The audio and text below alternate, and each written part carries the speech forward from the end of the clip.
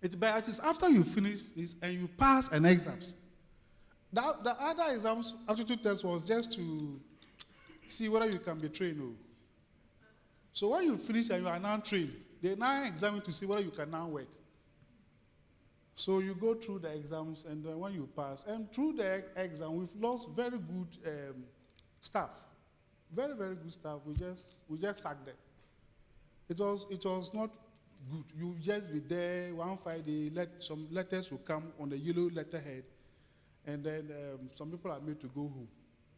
But and then we didn't even think of reassigning them to other departments. We just sacked them. So our reporters are mainly trained at government secretarial school. There is a government secretarial school or civil service training. They work together, which is under the Ministry of, which is responsible for manpower. Then you train but the last training, for instance, it was joint. Our own PTI, which you heard yesterday, Parliamentary Training Institute, collaborated with the government secretarial school for them to have the training. And after that training, they came and then we attached them to officers in the service for them to have the practical training. The courses, they go through English and business communication skills, ICT, Hansard production, parliamentary practice procedure, and typewriting, teacher's favorite. and typewriting, because they need to build some skills. We suffer with manual typewriter. When you are typing, then well, you see, and the enter key that you easily press now, or even you can write justify, or automatic. We were doing for some men before they brought electronic typewriters, which were even too soft for you to even touch. And then we knew we were going to work with computers, not typewriters. And so it's like you are training somebody how to ride a bicycle to be driving a bus. You train the person how to ride a bicycle. When the person finishes learning how to ride a bicycle, you examine him on how to drive a bus and give him a bus key. You can imagine what will happen to the first passengers. Okay, so that's how we get our officers and then we train them. I've spoken to then for deputy editor, as I mentioned, is by appointment. It's not promotion. So when you join the service, reporter grade 2, the next position, reporter grade 1, you'll be allowed to go. Okay, then senior reporter, you are allowed to go. Principal reporter, you will go. But principal reporter, you start praying. Because there will be adverts, if you are lucky. Then the interview will be conducted, if you are lucky. And then appointments will be done, if you are lucky. I'm adding this year lucky because some people will be lucky, they interview them today, the following week, the letters are ready. So they'll interview them today, and they will get the letters next year. So and then they appoint, because that one is subject to vacancy, they appoint. Now, you need to have a master's degree for deputy editor. So please, those who don't have, you know what to do. You need to have a master's degree to be qualified as a deputy editor. And certainly once deputy editor, you must have master's degree. I don't think for editor, certainly you must have a master's degree. Okay. Now I'm going to talk about our production process. I'm done with the structure and how to join it, how to join the service. Now I'm going to talk about how we produce a Hansard. There is a very nice long winding diagram here, which I'll go through. So we all know reporters sit in the chamber to capture 10-minute takes. Okay. So in the past, we had a booth. We had a booth in the chamber where we sit, and we had a very clear view of the chamber. Then due to the expansion of our chamber to accommodate increasing number of members of parliament, that boot was taken away. Fortunately, we were placed in the chamber itself, down, with first we were sitting the right honorable speaker. So right to the chair, that's where we were sitting. Then after some renovation again, we were moved from the right to the left. I don't know the next renovation, where they'll move us to. Maybe in the center. So we sit, we go, two of us will sit there. Then we take notes. Then we go and transcribe. Then after transcription, it's sent to first line editing, where they listen to the audio and then follow the script to make sure everything is well captured. Then the second line editing, they don't listen to the audio. They just read the script as it is, and then they try to correct grammar, procedural matters, and all that. Then from there, a term introduced by my very good friend, pre-validation. They do the pre-validation, where they go through that. I've written text. I will share it. I've written the text under each and every one of them.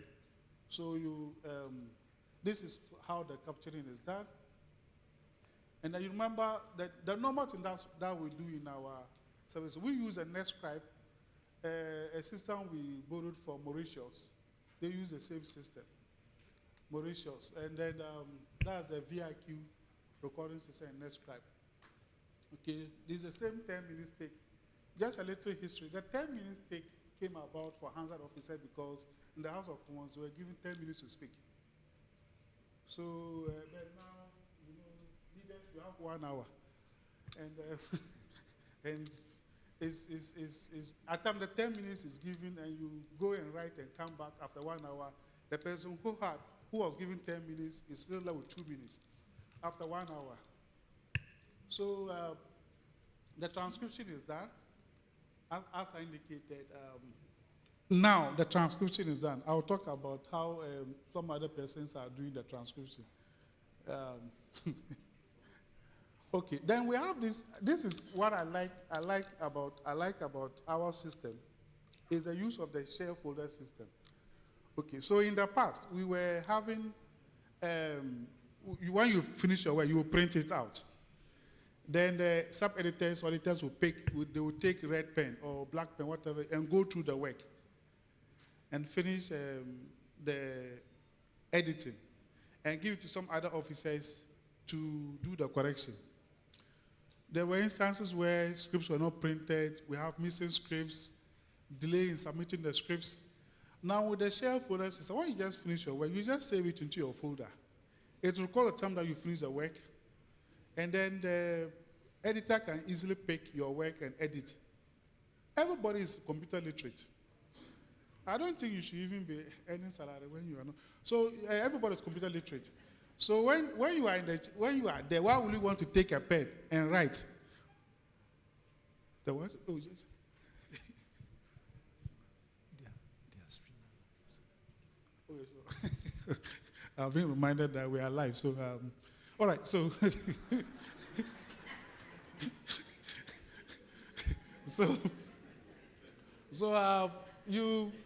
you are also computer literate. So why don't you, just to facilitate the process, why would you want to use pen to correct? Another person will do the. I remember I was privileged to train Nigeria, Anambra State. Is it Anambra State Legislative Assembly? They came for training here, and one of our bosses asked me to. Then the editor was worried that if they don't put the red pen in the work, the transcribers will not know that they are making errors. And I said, oh, sir, it's easy. You can still show the red ink even on the soft, what we call the on-screen editing. When you go to Microsoft Word, review, track changes, and then you do the changes there, they will see the red marks.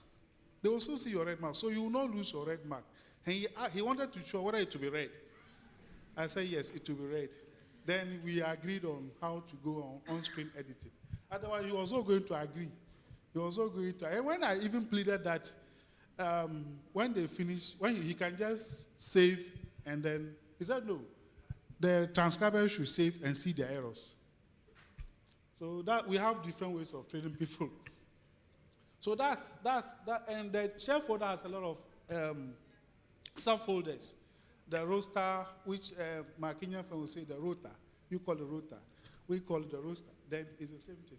We have reference documents, reports, the constitution, standing orders, past Hansard that you can always refer to. So we have this system.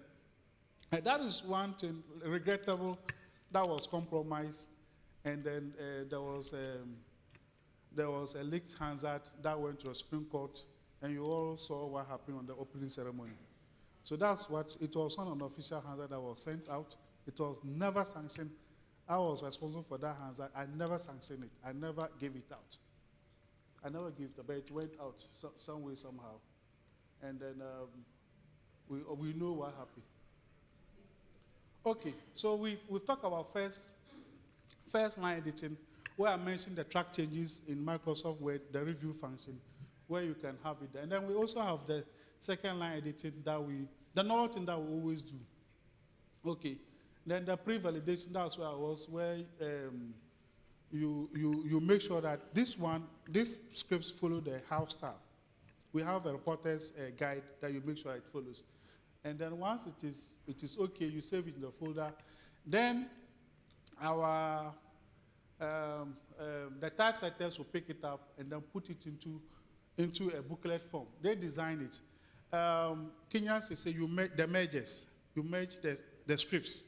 We don't. So okay, we also made the scripts, and then now there is a very easy way of merging scripts. If there are about 100, only what you do is the first 50, the next 50.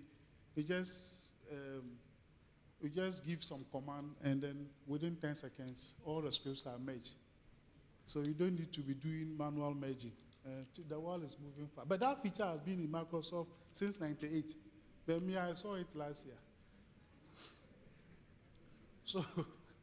So that's, and then you put it, we publish the Hansard in the form of a booklet. They are in columns. But I think it is time for us to review it, because the booklet format is actually delaying the work. So fortunately, you heard Mr. Speaker, per order 48 of the standing orders of Parliament, he determines the format on which it is printed. But he has also appointed officers to advise him on how to come up with ways of doing it. So we propose that we should go with the A4 sheet, A4 straight. It is easy to plan, and then we can always have the Hansard, because the planning stage takes a lot of time. And they actually put in a lot of effort to put it in the booklet format, because we publish it in columns.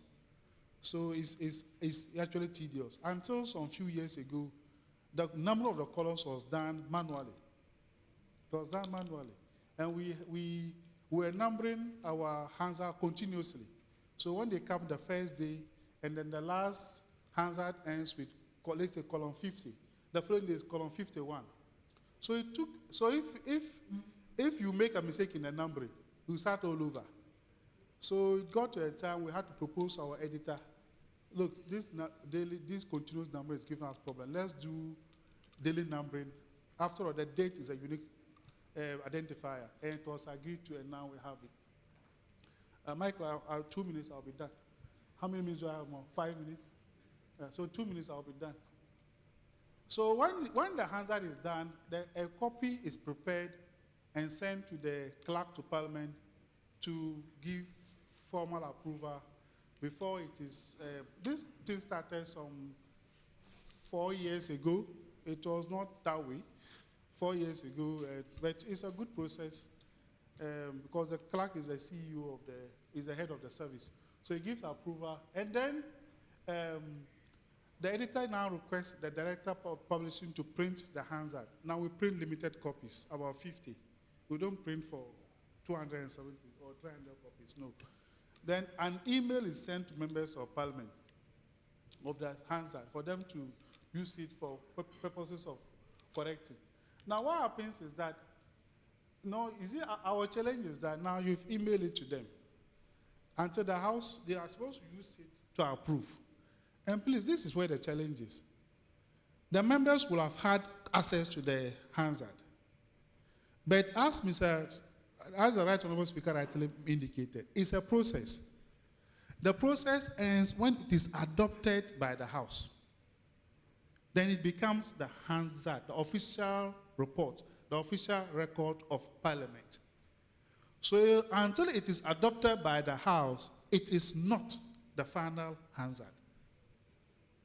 So if you read the email we sent to members of Parliament, we indicate that this is an advance copy to facilitate the approval of the Hansard on the floor of Parliament. It is there. Members see it. So until it is approved by the House, it is not the official record, and no person, authority, should give credence to such a Hansard unless it is approved by the House, first. And second, if you want such a Hansard, you apply to the clerk or the speaker, who will direct that a copy be sent to you. When Mr. Obin submitted yesterday, he said Parliament of Ghana, our Hansard was up to 25th. It is true because the 25th is what is approved by Parliament. We have 28th, 29th, 30th, 31st, and 1st August. But because they are yet to be approved by the House, we have not uploaded them on the website. But all you know it is ready, and also we've done it. So that is how the Hansard production is. As I indicated that it was approved on the floor, members may propose, let me use the word propose, correction to matters of substance. Matter, not grammar, not spelling errors. Spelling errors, you just draw the attention of the clerk of the editor to it, and it will be corrected. But if it is of substance, you may propose corrections, and then they will be considered. Okay. Only Mr. Speaker can direct the expansion of any part of the Hansard. And please, let's learn something here. When a member is speaking, and then he uses a word that Mr. Speaker directed that it should be expunged. Meanwhile, before the order came, a lot of members complained about that word. Mr. Speaker, the member used X word, it should be expunged from the record. And they keep repeating it. So once that is done, and Speaker gives the order that it should be expunged, when you expunge it from the record of the member, you have to delete it where it is used by the other members. So we have a way of doing it, and maybe we'll be sharing some notes. So you don't, because if you expunge it from the members, member A, and leave the same way under member B, member C, people will read the very words that were expunged. So that's how we expunge. And then please, Mr. Speaker does that in the chair, in the presence of members of Parliament. And he alone can give that direction. When I say Mr. Speaker, in our standard, Mr. Speaker is described as the Speaker, that is the Right Honourable Speaker, Mr. First Deputy Speaker, Mr. Second Deputy Speaker, and the member presiding. So once the person is a chair, the person can direct that a particular word should be expunged. Ghana, we are yet to formally adopt any technology, be it AI or IA, to facilitate our work. You heard the director, ICT, and then our deputy clerk. We are in the process of acquiring same, and then when it is ready, we will make it available. But these are the challenges that we have as a service in Ghana. The first one is that we are asked to capture documents onto the Hansard. The first is the bills. When the bill is presented, at times the bill, either it is not available, or even if it is available, it is too voluminous for us to capture. But we are directed by the standards revised to capture it. Then statements, at times the way the member reads it is a bit different from what is sent for approval. And we have a problem capturing these ones. Reports, mostly they come from committees. I must say, last meeting was very good. We had almost all the reports, and we didn't have any problem. But we know the peak period, which is the budget period, and we pray that same collaboration will continue, and then we'll have our reports on time. But these are the challenges. And then where members will think that you can just add any document to the Hansard, then they call you and say, I wanted to say this, I couldn't say it. So out of respect, you also take the document down, and then when the final Hansard comes out, and you tell the person it cannot be done. If the member is insisting that he needs to add it because he wanted to say it, you will take it nicely, put it down courteously. At the end of the day, it doesn't come in the Hansard. You ask, oh, I wanted to also add it, I couldn't add it. So, and then you are safe, because if you've forgotten to say it, why will I remember to also put it there? So that is all. Thank you so much.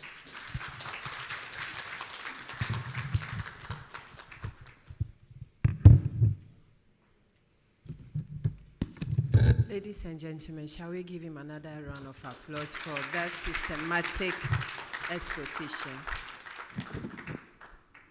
That's the man that the Hansard belongs to. Sometimes he will call you, are you guys ready with my Hansard? And then he came, are you guys using my initials to do the work? And the initial is AI, Adam Idrisu. Thank you so much for the exposition. Ladies and gentlemen, we shall be inviting our next presenter, and he shall be presenting on Hansard in the AI world. Godwin Vifase Wano, with over 4 years of experience, is a parliamentary reporter. Godwin brings expertise in the production of the official reports Hansard, and a deep understanding of parliamentary practices and procedures. He has served both in the committee's department, supporting Committee on Energy, Lands and Natural Resources, Committee on Communication, Committee on Food, Agriculture and Cocoa Affairs, and Committee on Environment, Science and Technology, and also in the Office of Chamber Reporting for plenary sittings. Godwin holds a BSc in Actuarial Science, first class honors, and is currently pursuing an LLB at the University of Ghana. As an action-oriented professional, he is known for innovative problem solving and delivering forward-thinking solutions. Ladies and gentlemen, shall we welcome the gentleman to give us the presentation? Thank you.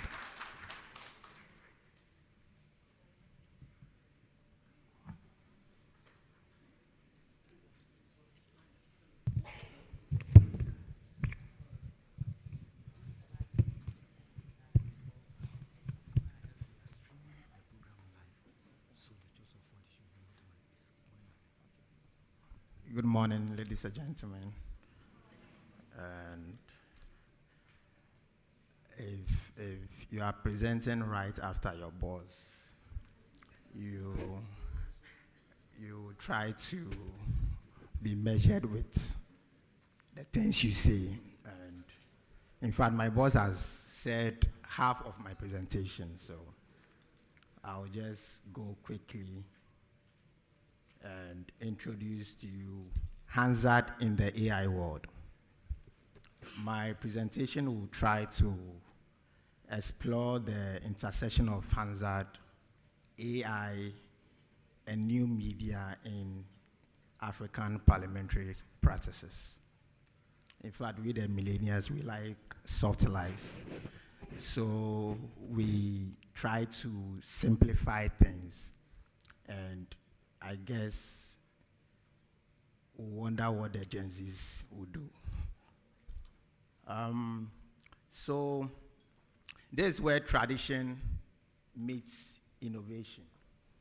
As our boss said, initially, before you become a Hansard reporter, you need to go through 18 months of training. 18 months. You'll be trained in shorthand, typewriter, and all that. But we went through the 6 months. And mostly the 6 months was mostly on how to type, how to have fast typing speed. And my boss has already spoken about this. We all know, even know better than I do, the role of the Hansard, transparency, accountability. Now, what's AI's role in Hansard modernization? We are in a fast-changing technological world, and yesterday I was reading and I was listing the jobs that will be lost in 2030. And I asked myself, what will I be doing in 2030? And among the jobs, I found my job as part of the jobs that will be lost in 2030. So it's imperative for us to adopt innovative ways in doing things, and then also acquire new skills in making our work more efficient. Because as yesterday and Monday, previous speakers already said, the Hansard is a very powerful tool. It looks like until I saw the adverts of Hansard reporters in the newspapers, I didn't know anything about Hansard, even after completing school for over 5 years. I didn't know anything about Hansard. And after getting the job and coming into the parliamentary setting, I also realized we, the Hansard officers, don't also project ourselves to be known. We are always at the backside. Just like my boss said, even in Ghana's parliament, we used to have a chamber for Hansard officers. And small restructuring, the first person or the first department they thought of relocating their boss was Hansard officers. And they relocated us on the right side of the speaker. Now we are on the left side. It will interest you to know that when it comes to delivering important messages on the floor, like State of the Nation address, Hansard officers even find it hard to get a place to sit in the chamber to record proceedings. And I think it's high time we add new skills to our work, to project our work in such a way that people will know our relevance and then attach or give us some level of respect. So AI will do automated transcription. In fact, I don't know the number of words the best typist in the world can type, but AI can do that within seconds. And we wouldn't want to compete with AI. We just have to utilize it for our own benefits. So in this modern technology, AI can do transcription for us faster. AI can structure our data in such a way that now people will see the relevance of the Hansard in their various constituencies or various communities. And with the new media integration, the Hansard is being, or proceedings are being watched live. Everyone in the world, whether you are in the country or not, you are watching the proceedings live. And I find it difficult when Hansard of today, or maybe Hansard of 1st August, is being corrected in the House on, let's say, today, 13th August. If we have a system where the Hansard is being corrected right after the day sitting, which is the next sitting, it will make MPs understand or appreciate the work we do.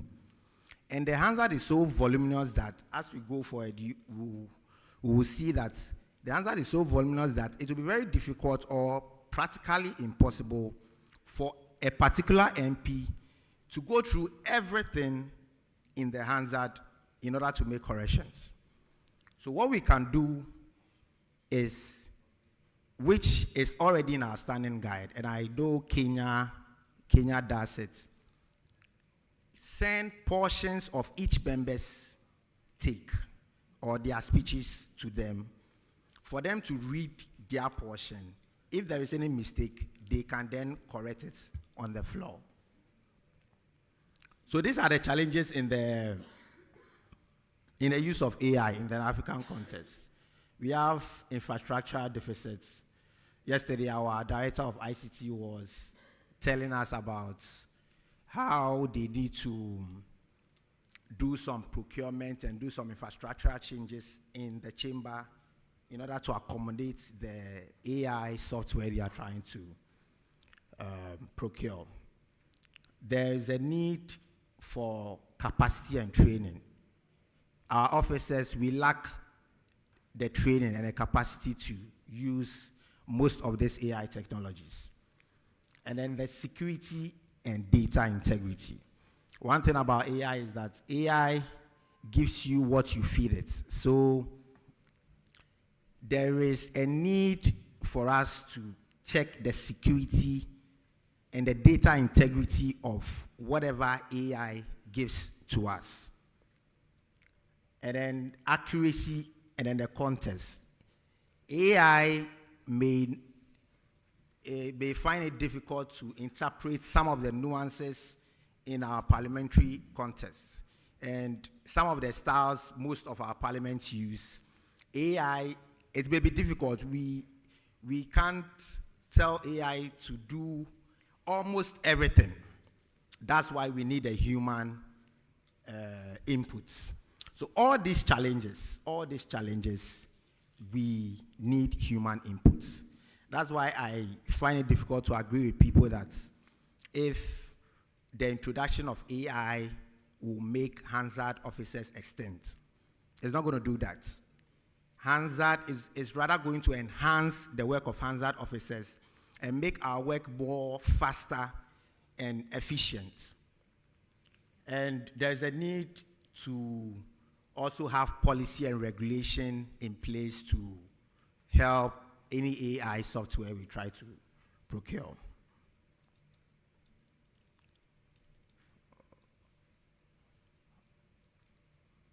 So, despite these challenges, the AI offers opportunities and prospects.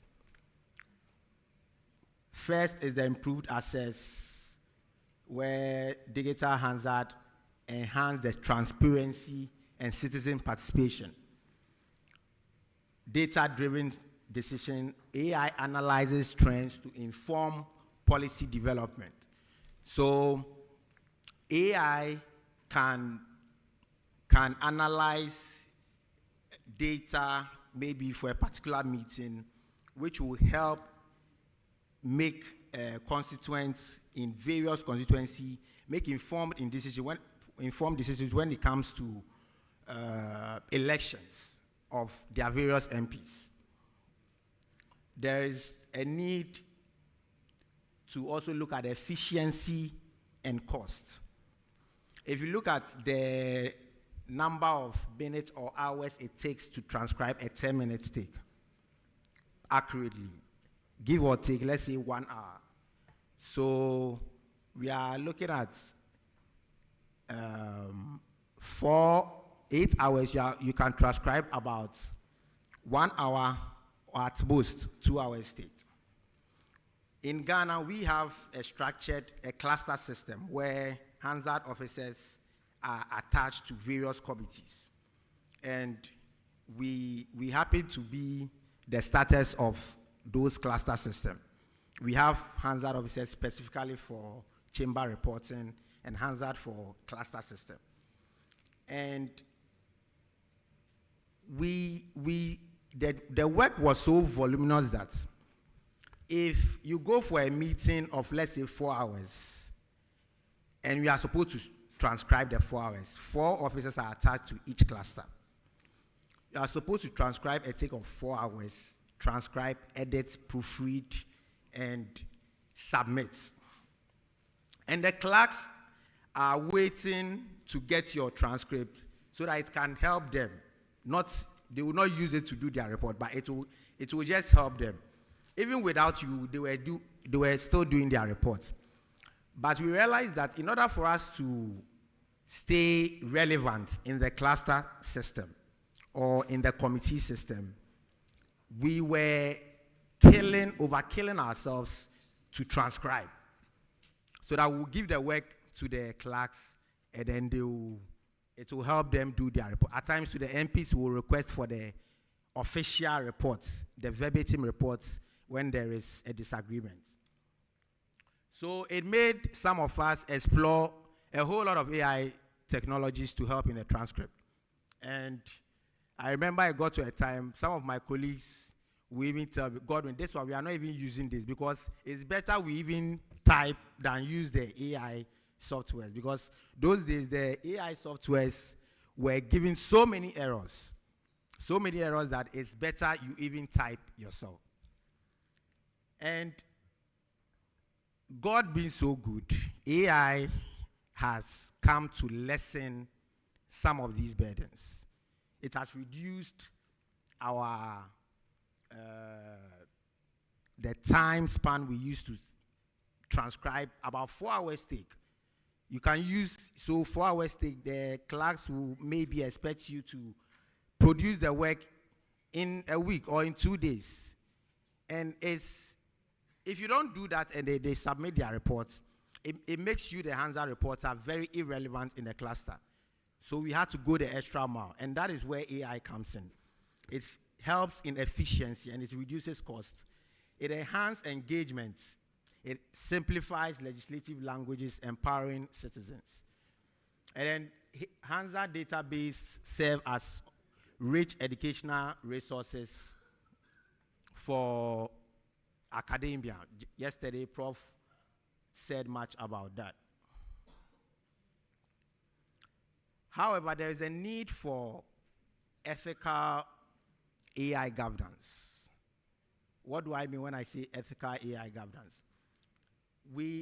There needs to be a public disclosure of AI methodologies and limitations. So we need to have certain limitations when it comes to AI. And there is a need for human oversight in content validation. That is where Hansard officers will not go extent, because definitely we need human oversight whenever AI does the work for us. And then ethical frameworks for non-partisanship and accountability. Definitely our work is not non-partisan, and we need to take into consideration that ethical framework. Policies to ensure digital inclusion and accessibility. We need to, as a house of laws, we need to have policies that will ensure that everyone is on board. Now, these are some parliaments that have adopted AI in their Hansard. We have UK, they have AI that assists in transcription, and then the human reviews it. Australia have ASR, automatic speech recognition, which produces the drafts and then edited by staff. New Zealand, Canada, and then the European Parliament. I know Kenya is exploring AI to South Africa, likewise, and Ghana. Ghana, as yesterday, our director of ICT said, we are also exploring AI-driven solutions. And these are some AI technologies used for transcriptions.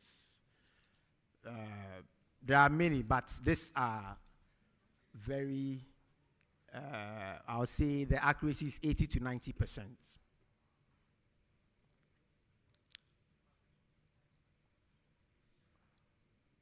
I'll not speak much about this. My boss and the director of ICT has already spoken a lot about our process of acquiring AI tools in the Hansard production.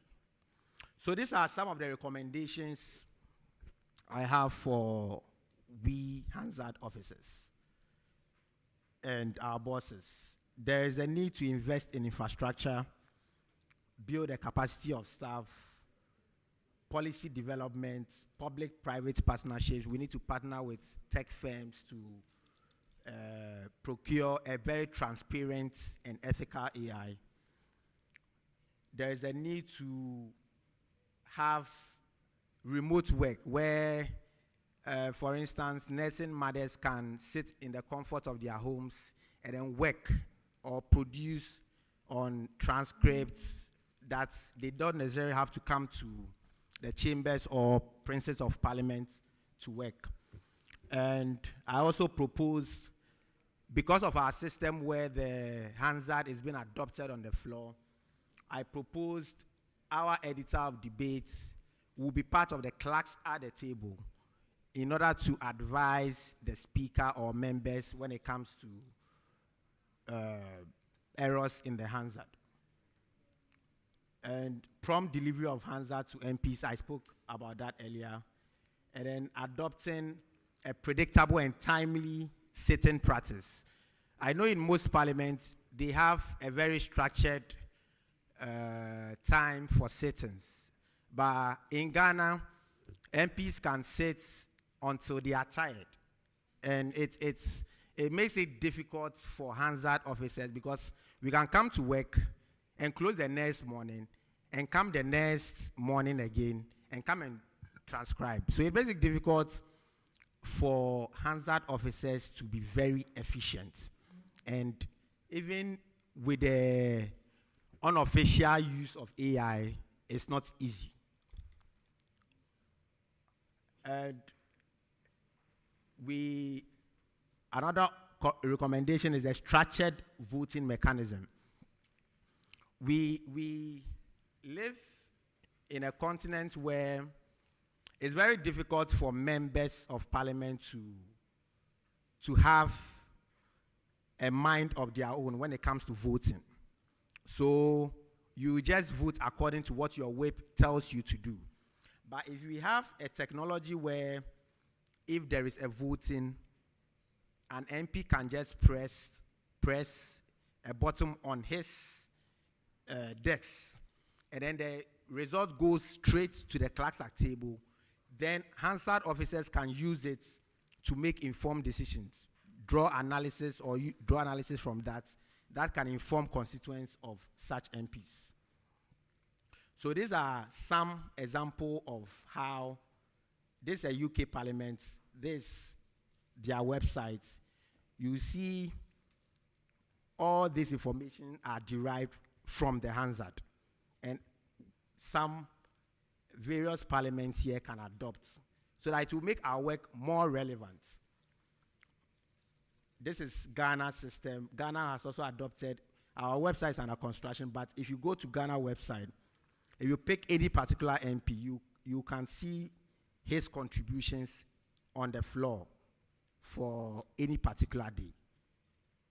And I believe if you are able to do that, it will make constituents have or make informed decisions. They will know whatever their MPs are talking on the floor, whether their MPs are for them or against them.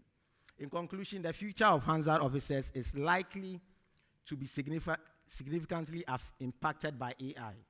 However, it may also create new opportunities for Hansard officers to focus on tasks that require human expertise, such as analyzing, interpreting data, ensuring transparency, among others. Officers should therefore embrace AI systems and work alongside it to enhance efficiency, accuracy, accessibility of parliamentary records. Thank you very much for your attention.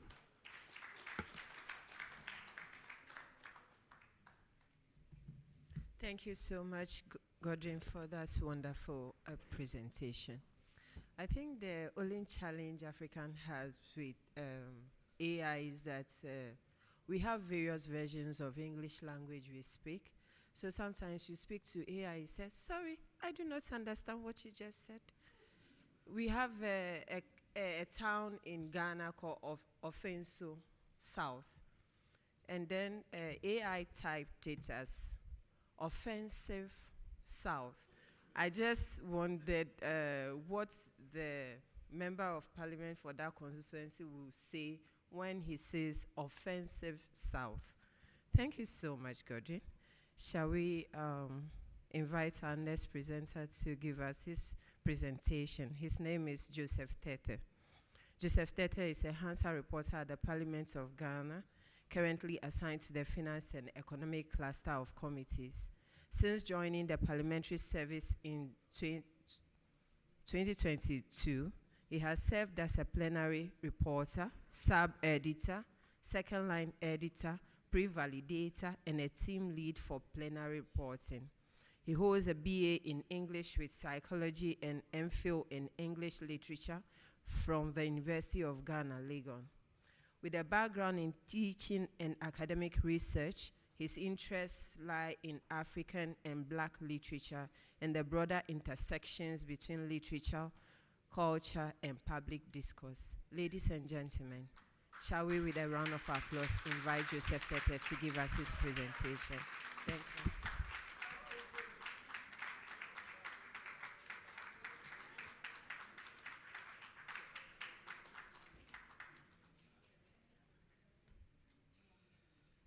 Thank you. Thank you very much for give. Good morning, everyone. And thank you for the opportunity to share a few excerpts of my conference paper. So I'm speaking on the topic, rebranding, rewriting the record, Hansard in the age of AI and instant media. And basically, what the presentation seeks to do is to discuss how we can rebrand the Hansard in order to stay relevant in this digital age. Specifically, we would discuss how the Hansard seems to be losing its relevance. And then, simply because the other media, the new media, it's more appealing, basically. So that's what this presentation focuses on. Ultimately, I would like us to change how we view the Hansard. It should not continue to be an old-fashioned print record. It should be an active communicator, an active part of the online public space. And so I try to offer some practical ways in which we can achieve that. So we all agree that the Hansard is arguably the most important record in Parliament. We would all agree. And for centuries, academics, historians, citizens, everybody looked up to the Hansard as the ultimate source, the definitive source of record for parliamentary proceedings. So in many ways, it is the institutional memory of Parliament. But today, there's a challenge. We see that this position of the Hansard is being contested. And it's not necessarily in the substance, but in visibility and influence. This position is being contested. And at one point or the other, some of us would have asked ourselves, if proceedings are being streamed online, we have YouTube, we have Facebook, then the record is there, so what are we doing?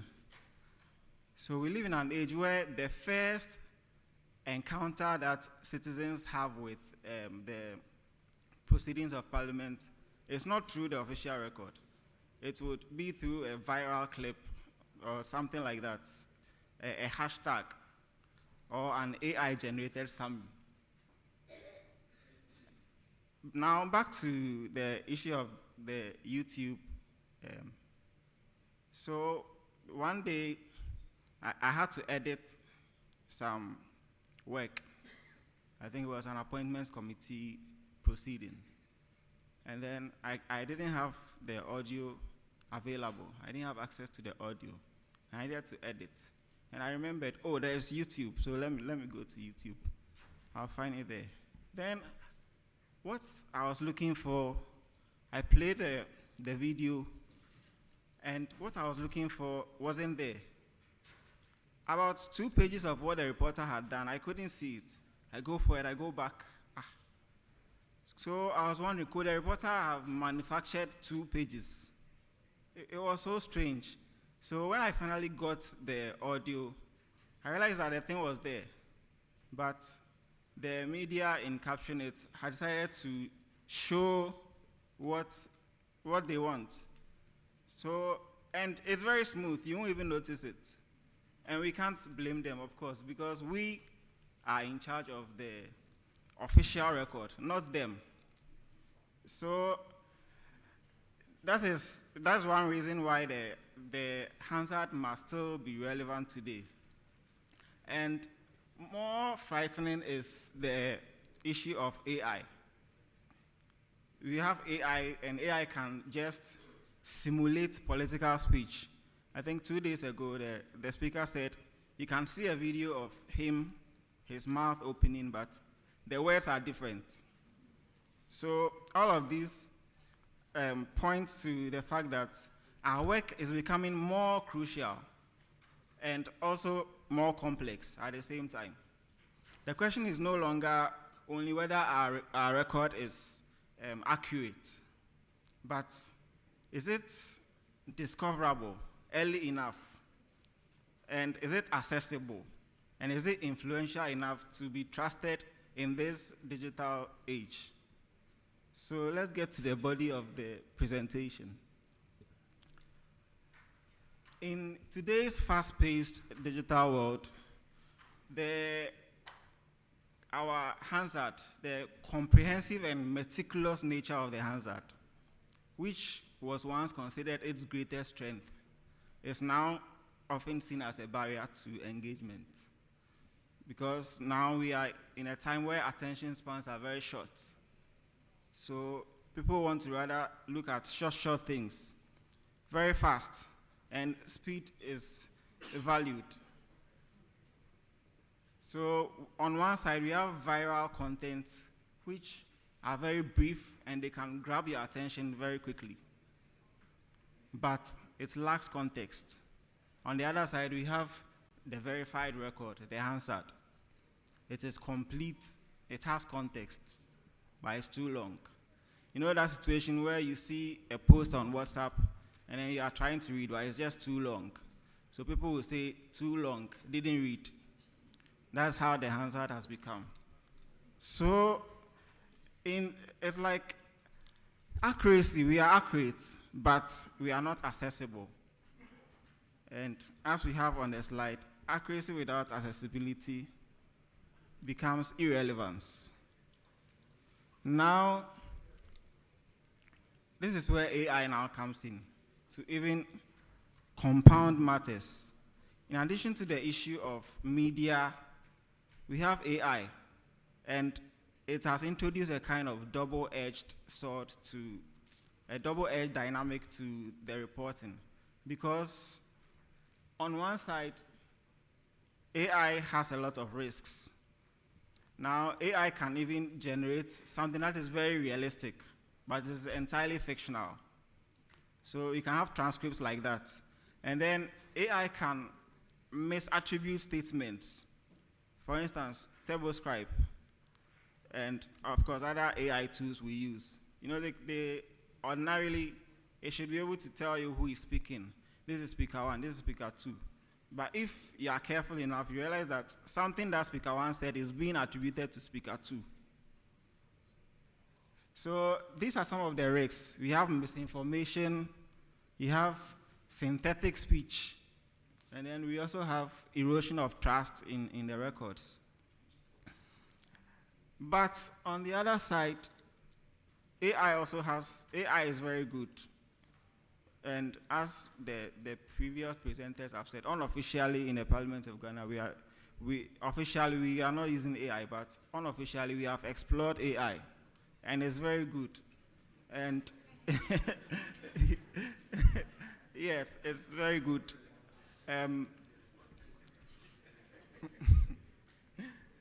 Yes, so, and we have been introduced to some tools like TurboScribe AI, Descript, Sonics, OpenAI's Whisper, Trent, and the rest. And these are all good.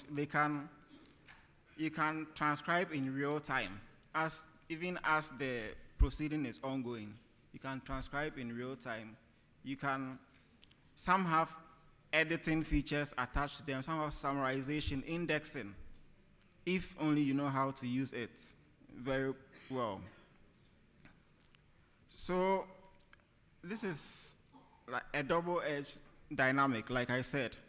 Then the key takeaway from this is that the human factor, and previous speakers have always stressed this.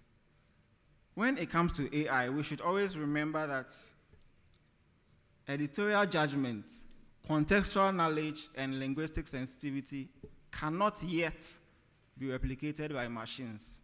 So as Godwin said, there's no way AI can take over humans. Because as at now, and I don't know when these things can be replicated by machines, there's no way editorial judgment, well, maybe one day, but not now, contextual knowledge, and linguistic sensitivity. So the human factor would always have to come in. Now, AI must be seen as an assistant and not a replacement, and the value must lie in its ability to automate repetitive tasks and expand our capacity without necessarily undermining the quality or the neutrality of the Hansard. Now, let's look at some of the challenges in our African context. It's clear that we have a number of pressing challenges that we have to address in order to retain our relevance or regain it. First, we see misinformation, like I have said. There's a lot of proliferation of misinformation and context distortion. AI tools that learn from huge amounts of data can sometimes, it is termed hallucination. It can give you something that does not, it can make things up for you. And in such an environment, that's where the Hansard plays a very critical role in order to counter the misinformation, but only if it is visible, widely visible enough and trusted. Second, we also have low visibility. The visibility of the Hansard itself is in decline. In many African parliaments, the Hansard remains buried behind outdated websites, locked in PDF formats, or presented in non-searchable formats, or mobile inaccessible formats. So you can have it, but you cannot really interact with it on your phone. And it will limit the reach of the Hansard, especially in this digital native generation. So for the Hansard to matter in public discourse, it has to be as easy to come across and as easy to use as any of the viral videos that we see. And how do we do that? We'll get there. But a third challenge is the technological gaps. So we need the infrastructure, and then we also need to be trained in how to use it. Now, let's move to the strategic opportunities that we have to reinvent the Hansard. In the face of these challenges, number one, we can look at increasing our accessibility. So, like I said, mobile-friendly formats. We should aim, the Hansard offices should aim at modernizing our digital platforms. We should make our transcripts available in searchable formats. When we open, we can search for something quickly and then find it. And then you open, you search, you are looking for maybe Mr. Osei Chimensa Bunsu. You open the document, you search, you will not find it. But it's in the document many times, but you will not find it because it hasn't been designed in such a way that you can find it. Second, we have to be discoverable. So rather than ceding the digital space to the unofficial voices, why don't we play a more prominent role by selectively amplifying our own content? So in this regard, the parliamentary communication teams, for instance, can publish summaries and accurate summaries, for that matter, or excerpts from the Hansard, or maybe some explanatory posts on social media. And this has been suggested by previous speakers, including the Executive Director for ASEPA and the Executive Director for Parliamentary Network Africa. Now, these outputs can maintain the editorial integrity while also increasing our reach and relevance. Then, we also need collaboration. We need to collaborate with civic tech groups. And these are organizations that aim to promote accountability, open governance, and the rest. We have a lot of them that we can partner with. I'll talk more about some examples in the next slide. We can partner with them in order to be visible. And then fourth, we should also use AI very tactically. We should not wait for the external media to misrepresent our work with AI. We can take the initiative and use AI. So, for instance, in environments with very high volumes of debates, AI can do the first part, the bit of the transcription. Then the people would focus on editing it, and that would save a lot of time. But, of course, the use of AI has to be used with clear policies, ethical considerations, like Alhaji Abu, took us through yesterday, and Godwin has also mentioned. Ethical considerations must come in. Okay. So I have not stepped outside the borders of Ghana before. In fact, I don't know the road to Kotoka. But I can give some few examples from the research. South Africa, what they do in terms of and what I would like us to give more examples of these things. So South Africa, they have the PMG. Unfortunately, I don't have much time. They have the Parliamentary Monitoring Group, which is a whole organization that works to promote what's going on in Parliament, the reports, the debates. When it comes to Kenya, they have the Mezalendo. It's also a platform which our Kenyans will tell us more about. And it's an eye on Parliament, focused on providing details, and you can get excerpts from the Hansard from there. Of course, in Ghana, we have Odikro. And it's also an organization that uses open data and civic tech to monitor Parliament, provide data, and stuff like that. In fact, you'll be surprised that we'll find things, Hansards on Odikro that you not find on our website. So,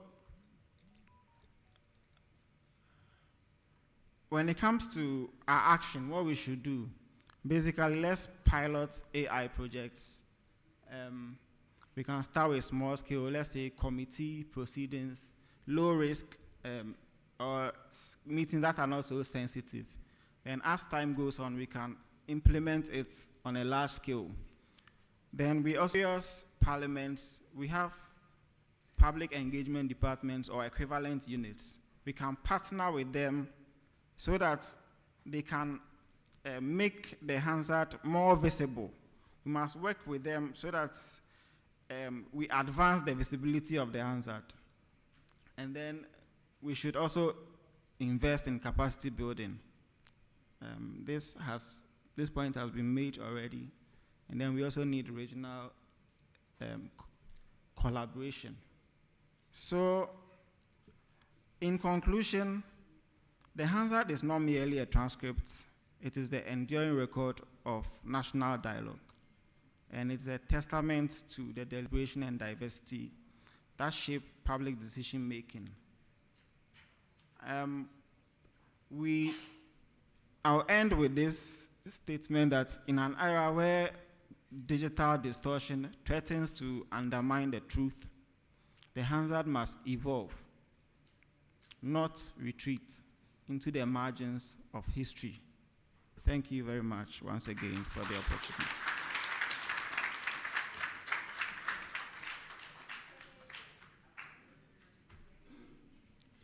Indeed, the Hansard must revolve and not retreat.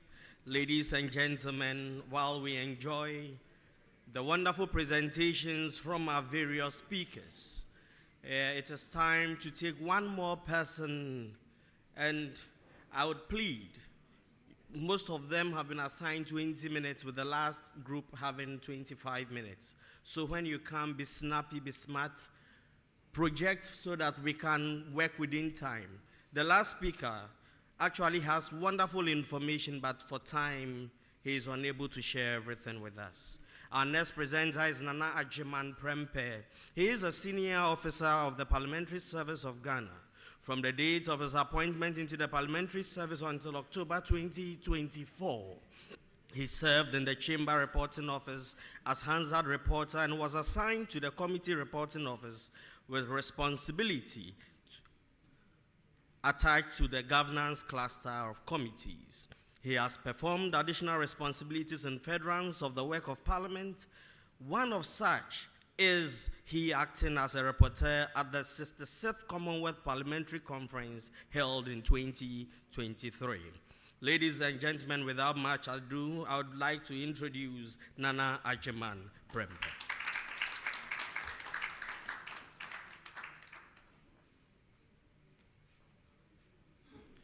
Thank you very much. Good morning, ladies and gentlemen. Madam Chair, Mr. President, permit me to stand on the existing protocols. I'll be presenting on the topic, Hansard in the age of AI and new media, challenges, prospects, and a path to enduring relevance. So for my introduction is actually the conclusion of the matter. It is the conclusion of the matter because it gives a snapshot of what I am going to speak about. There is a central question that we all have to answer, and the central question is how we can ensure that Hansard maintains its relevance as the official record of parliamentary proceedings in the face of the fast-paced advancement in AI and pluralism in new media as a strategy in charting the future of Hansard across the African continent. That is the purpose for which we have all gathered here, and I would like us to think on this question. Now, the key issue is that our parliaments are becoming more open, and they are progressing towards transparency and engagement with the public.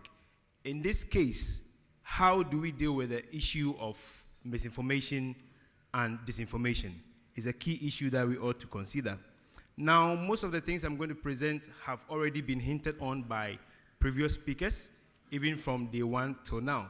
However, the core argument of my presentation is that we need to evolve beyond our traditional function by adopting AI technologies and then ensuring that we have engaging public interfaces through the development of new value-added products.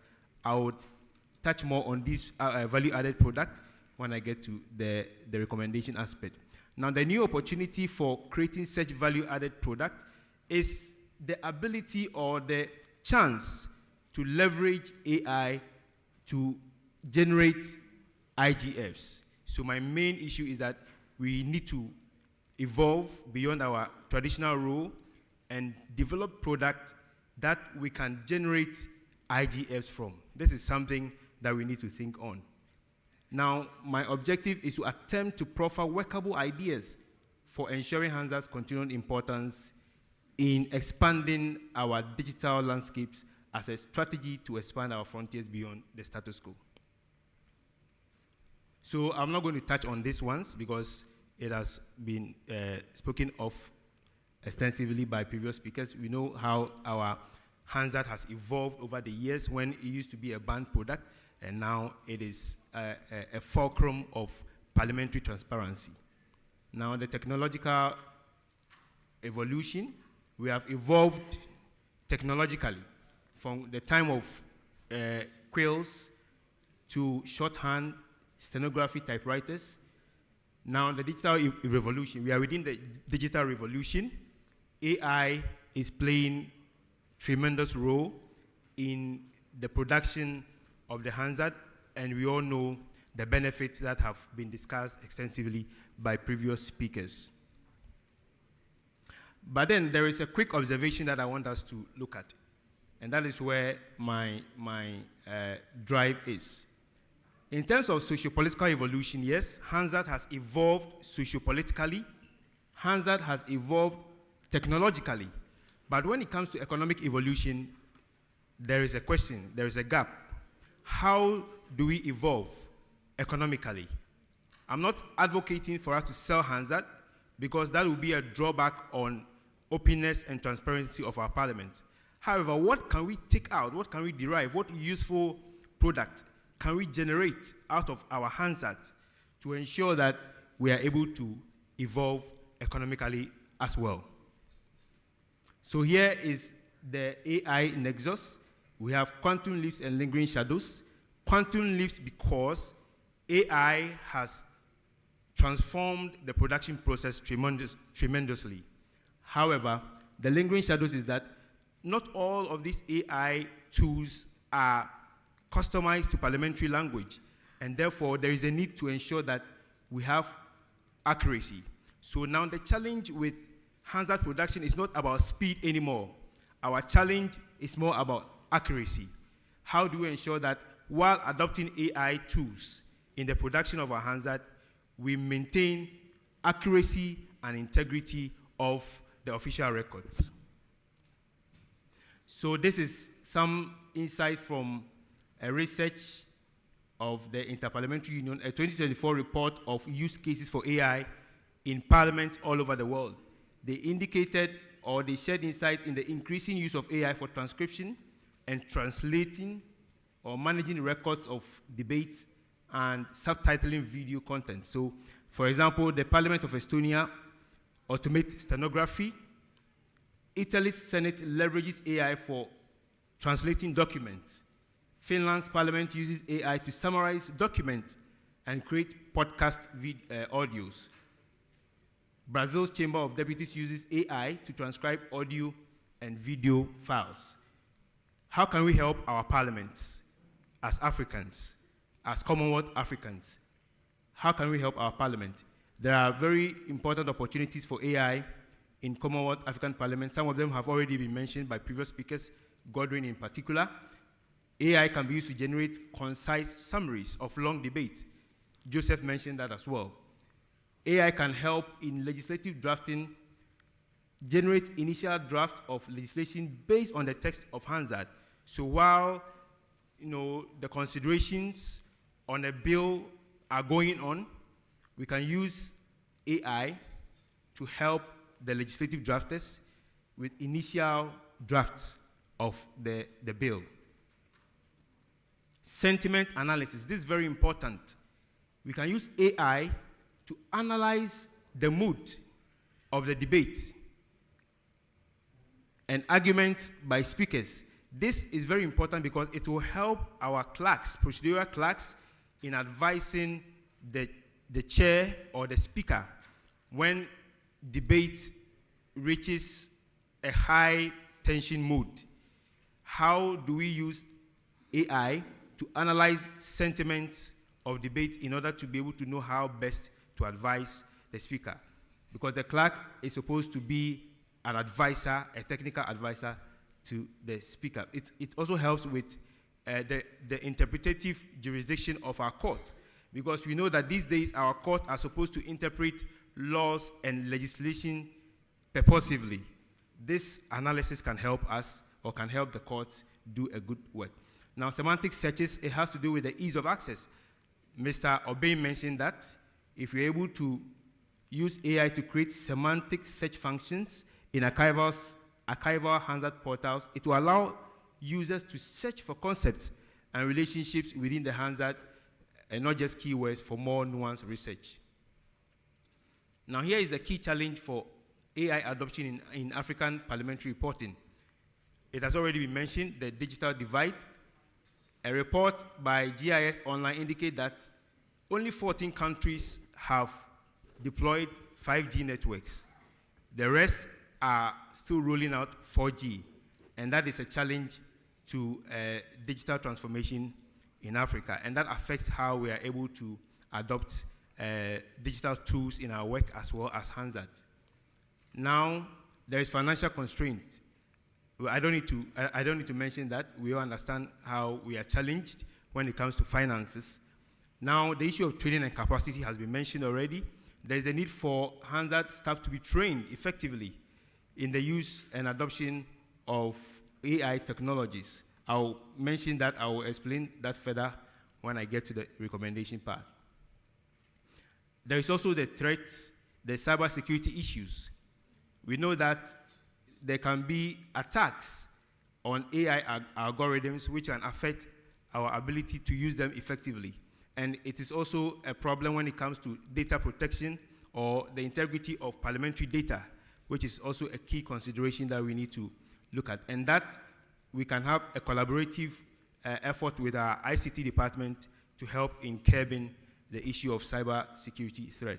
Now, ethical concerns and the redundancy threat has been mentioned by my colleagues who spoke ahead of me, Joseph, when he mentioned the issue of the fear that AI is replacing us, but no, we need to adapt it, we need to leverage it, we need to capitalize on AI to be able to remain relevant.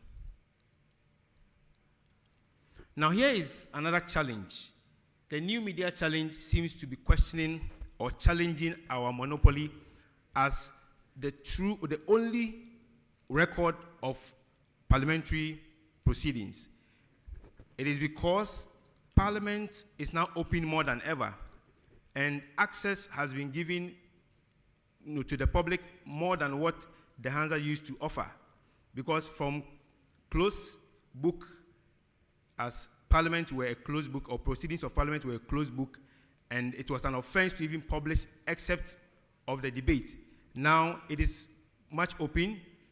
People can have access to it online, even on TV. Now Parliament has a parliamentary TV. So the new media advantage is immediacy. You can readily access videos of the debate without waiting for the Hansard to be published, which has also been mentioned by previous speakers. Accessibility, it is more appealing. It's more appealing. Some of the YouTube videos have closed captions, which does some level of transcription. So while the video is playing, there is transcription. People can have access to that, albeit it has some degree of errors. It's not fully developed. However, with time, this challenge may be overcome because new improved tools are coming up which can be used to improve that aspect of the social media platforms. But we have an advantage. Hansard always has an advantage. And the advantage is that we are the only answer to procedural and editorial integrity. And then we also have the benefit of substantive accuracy as the record of Parliament. So in the case of a challenge, a debate in the media outside there as to whether a tax policy was approved or otherwise, what will answer that question of the debate is the Hansard and not social media.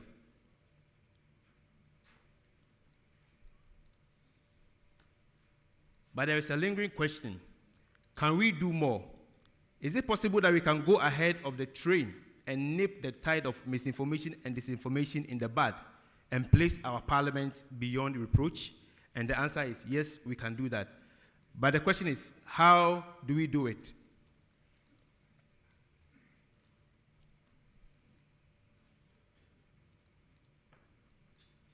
Okay, so here is the answer.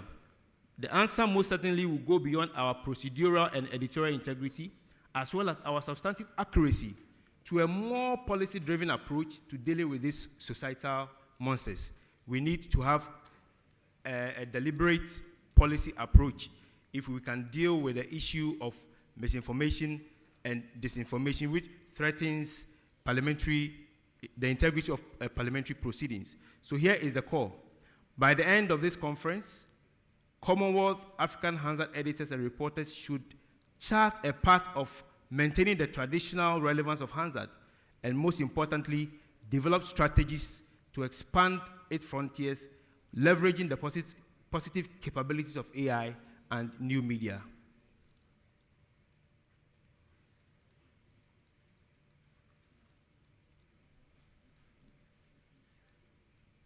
Okay. So I have a few recommendations.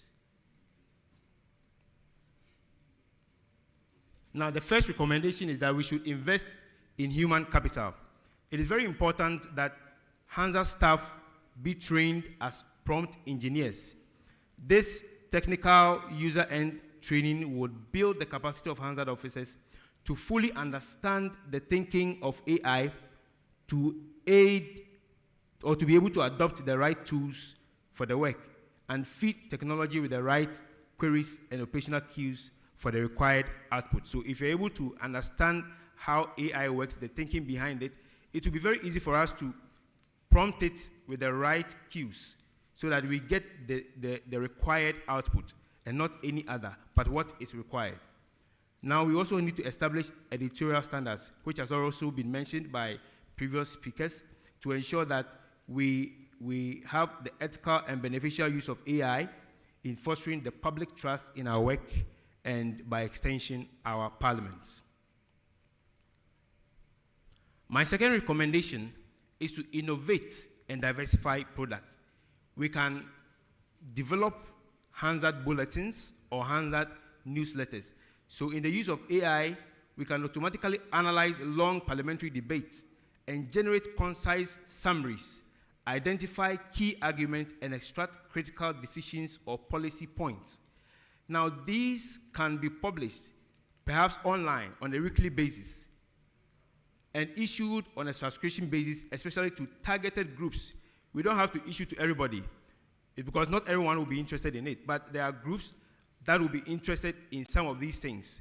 Researchers, CSOs will be interested in using some of these new products that we can generate from the Hansard for their work. And we can include QR codes or hyperlinks that will redirect the readers to the full official Hansard record.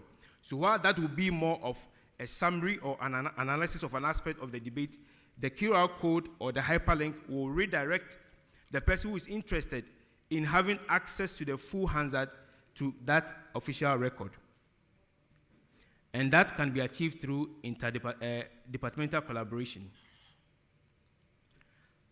Now, the other recommendation is that we can have Hansard-generated researches. I mentioned sentiment analysis.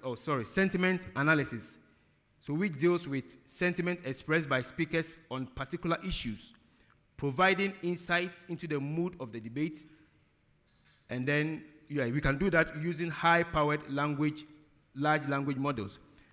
This valuable data can be sold to think tanks and academic research. I've mentioned that already. and the issue of judges using this analysis as part of the interpretation of laws is very, very important. We can help them in that regard. So while they are having their laws or their acts by them, the analysis can be by it, so that they can compare and understand the spirit behind the law, the mood that pertained when that decision or that bill or that law was being passed. This is very, very important. It can also help, as I mentioned, with our clerks in terms of advising the speaker on issues of procedural conundrums.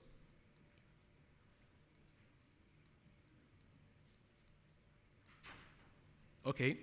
The other recommendation is that we need to monetize and enhance our relevance. So we can also encourage members of parliament to pay for customized compilation of their contributions to share with constituents.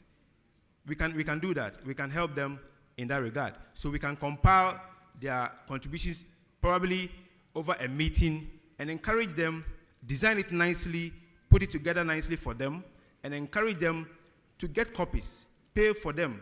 I mean, they're not going to pay any huge amount. Contribute something meaningful so that their constituents will know what they are doing in the house. And of course, this will help generate internal funds, IGFs. So that is the main drive of my presentation, how we can leverage AI tools, develop new and value-added product out of our Hansard that we produce, because we have a huge amount of data at our disposal, and we can gain a lot of benefit so much from it if we are intentional about that.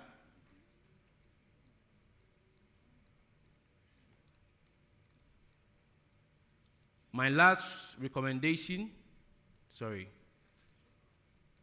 okay.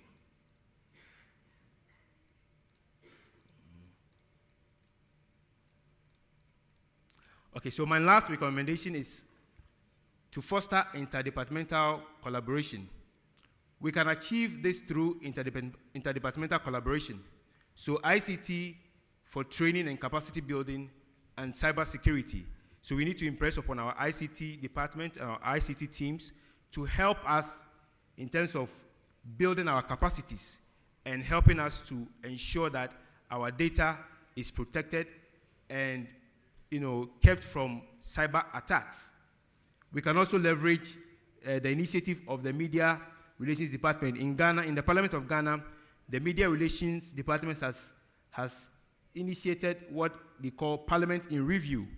At the end of every week, they compile key activities that have taken place within the Parliament, key policies or key bills that were passed in the House, key activities that the Speaker embarked on or honorable members embarked on, and they have put it in a very nice bulletin. Anytime I see that, I feel so excited. We can partner them in developing something in that regard. For the conclusion, we are charting a path to enduring relevance. The challenge has shifted. The modern fight is not for the right to publish. We are not fighting for the right to publish because the Hansard or Parliament is no longer a closed book. We publish, we put the information out there. But then we need to ensure that we are relevant in a complex technological and media landscape. We need to go beyond the traditional role. Hansard must be more than just a record keeper. It must proactively combat misinformation by being the unimpeachable source of truth. Embrace AI strategically. We must leverage AI to expand Hansard's frontiers, diversify its product, and chart a path toward financial sustainability. Now, the ultimate goal: by innovating, we enhance transparency, accessibility, and public participation in our legislative democracy. Thank you very much.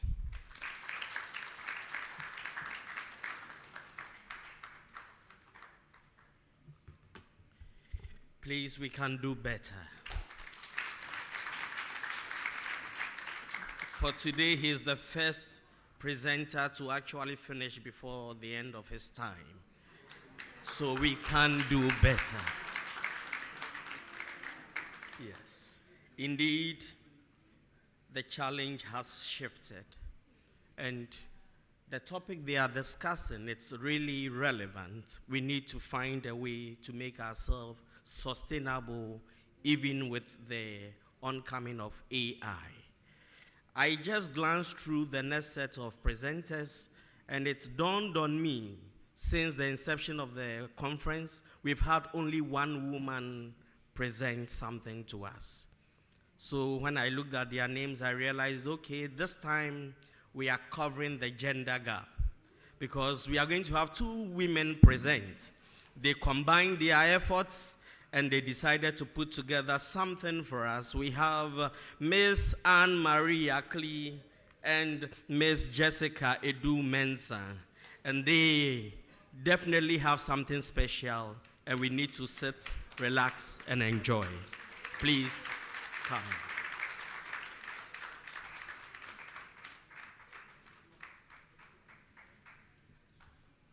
Good morning. Karibu. Good. You should remember. Okay. So other speakers have spoken extensively about the use of AI. Our topic is the shorthand to Silicon, the future of Hansard reporting in the age of artificial intelligence. Like I said, other speakers have spoken extensively about it. So we're not going to belabor the points, and we'll just go through it. Our presentation is aimed at re-educating all of us in the evolution of Hansard, since it's the fulcrum on which, or in which Hansard stands. And we'll also talk about the combined efforts we can use in adding AI to our work. Right. So before digital tools, we had the shorthand system. My colleague and I did not come to meet the shorthand system. We learned about it from our boss, Alaji Adams. And we learned of the Ghana system, the Taylor system, and the Pittman phonetic system. These systems were the foundation of the Hansard reporting. However, I think following Godwin's presentation, we are in the AI world. So the question now is, will AI replace us as reporters, or is it here to assist us? So our presentation will unpack the evolution of Parliament, the AI opportunity it presents, and how we would ensure that human oversight and protect the democratic essence of debate reporting. So, a little exercise. Can you guess which one was done by AI and which one was manually done by a reporter? Don't give me your answer yet. Think about it. We'll come back to it. All right. So I would invite my colleague to give us the evolution of Parliament, and then we'll take it from there. All right. Thank you, and good morning, everybody. I'm very honored to be here presenting in front of our distinguished guests, and I say welcome in Akwaba. From yesterday's discussion, one of our colleagues or one of the delegates here mentioned that she made an interesting point, actually, that most of us did not know about Hansard or even Hansard reporting until we were recruited and trained. So we were more like new members of parliament who were taking oaths. We just had a title. We didn't know what the work was about or the tradition behind the work. We just came and then we learned it. So I'm sorry, but I disagree with our presenters who say we already know the evolution of Hansard. We will not talk about it. I am here to talk about the evolution of Hansard, to refresh our minds on how we started, where we are going, and what the future holds for us. And I believe there are other non-practitioners here, non-Hansard practitioners, so you'd be interested and invested in how we started and how far we have come. The origins of parliamentary reporting actually can be traced to Britain and Ireland, where the relationship between political power and those who recorded it was crucial and contentious at that time. There was the need for secrecy by the people in power, and there was a need to deliver the right to information to the public. So there was a hard struggle, and then I think Nana mentioned that because of its dangerous nature, there was strict bans on it, and anybody who flouted those bans would be punished. There was punishments there for those people. But then, as time went on, because of the public's thirst for, the Hansard, the need to know what was happening in the chamber, the proceedings, what their representatives were saying about them, and also the need for, the publishers and writers to also do their work, they pushed. But then what it amounted to was people started publishing unofficial reports, newsletters, magazines, which did not mirror what was actually happening in the parliament. And so these practices actually circumvented the parliamentary control. So they had no choice but to allow these reporters and publishers do their work. So Hansard reporters in the United Kingdom in that era faced so many challenges, including restrictions on compiling debates and the absence of a dedicated gallery, which physically limited their ability to work. Yet they were expected to produce accurate Hansards or accurate parliamentary proceedings for people to refer to. So they often cross-checked with members and other published reporters to ensure that every fact and quotation was accurately captured. So whenever we, in this moment, feel unrecognized and underappreciated, we should realize that pace setters or people before us face stronger resistance, but then they push through. So whatever we are doing, I believe we have to soldier on, and we can push through any resistance that we face as a group. All right, so parliamentary reporting in Britain became institutionalized actually in 1774, when Luke Hansard, who was the appointed praetor of the House of Commons at that time, issued the first compilation of the proceedings. And although they were not, the journals were not the actual reflection of the debates which were happening on the floor, it served as it marked a major step in formalizing and systemizing the parliamentary record. So by the 18th and the 19th centuries, commercial expansions and public demand led to the serial compilations of debates in Britain and Ireland.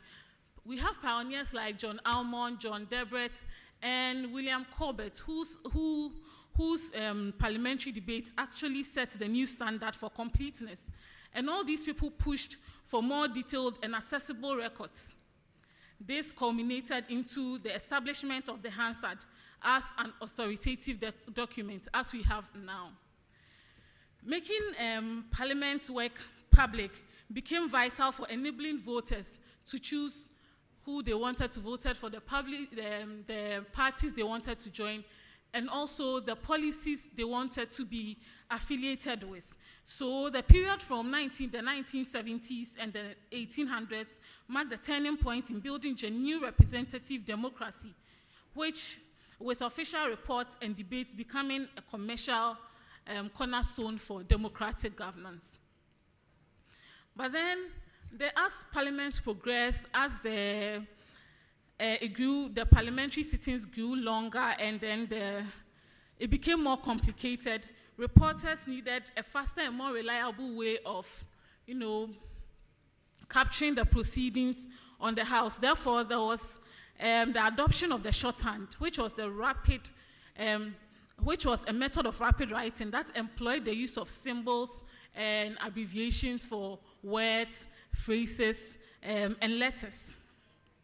This allowed reporters to keep the pace with fast-moving speeches and heated arguments, as we still see now on the floor of Parliament. So imagine Now we have tools to help us. But in that era, they had to use shorthand. And look at how the banter goes on the floor of Parliament. Imagine how they had to use this shorthand to, bring out the debates as time went on. And so, as my colleague gave examples of this shorthand, there was a Ghani system, the Taylor system, and the ever so popular Pittman system, which employed the use of geometrical symbols to using geometrical forms such as lines and curves, and special marks such as dashes, loops and hoops, curves and whatnot to depict consonant vowels and common word beginnings and endings, enabling them to record debates at high speed, exceeding 120 words per minute. Shorthand dominated the 19th century for a while until the introduction of stenographic reporters who used stenographic machines actually to take phonetic shorthand records. There was also the inception of the reel-to-reel machine, which now did the recording. So they worked in tandem with the stenographers, the stenographic reporters, to produce the debates faster than it used to be produced. But then with the introduction of audio recorders, there was no longer the need for reporters to write down everything that was said, and as such, the use of the shorthand was retired. Presently, reporters take notes in the chamber and listen to the recordings to generate their report. But in more advanced parliament, reporters use voice recognition, AIs, and then AIs that convert speech to word, as well as software solutions which offer real-time captioning. Today's Hansard reporting combines an advanced technological tools with professional editorial judgment, a balance that is likely to continue even when AI capacities advance. So I want to give a brief background on the AI we use now. And AI is just machines or computers doing things that need the human thinking to do, such as identifying patterns, making choices, learning from new experiences, and what have you, understanding language. But with machine learning and robotics, AI can handle and learn new things and work on its own without the need of detailed instructions and instruction for every task. So from finance to healthcare to education and even beyond, AI presents a myriad of opportunities and also challenges. Because whilst transforming human way of living, working habits and interaction process also raises important questions about social impact, such as job displacement. We can talk about ethical considerations, which I think everybody has mentioned so far, and then also the need for regulatory frameworks in using these AIs, because if they are not regulated, it will get out of hand.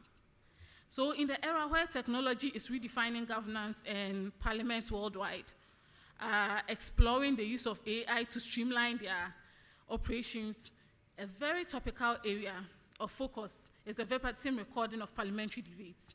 Parliaments across the world are beginning to incorporate AI technologies in their recording of parliamentary debates to enhance efficiency, to ensure timeliness in the production of their documents, and ultimately reduce the workload of Hansard reporters. That's all we all want, because our workload can be very enormous. Traditionally, the Hansard, as the official transcript of parliamentary proceedings, has been a product of meticulous manual efforts. However, technologies such as automatic speech recognition, the natural language processing, and the machine translations have revolutionized the way speech is captured, processed, and disseminated.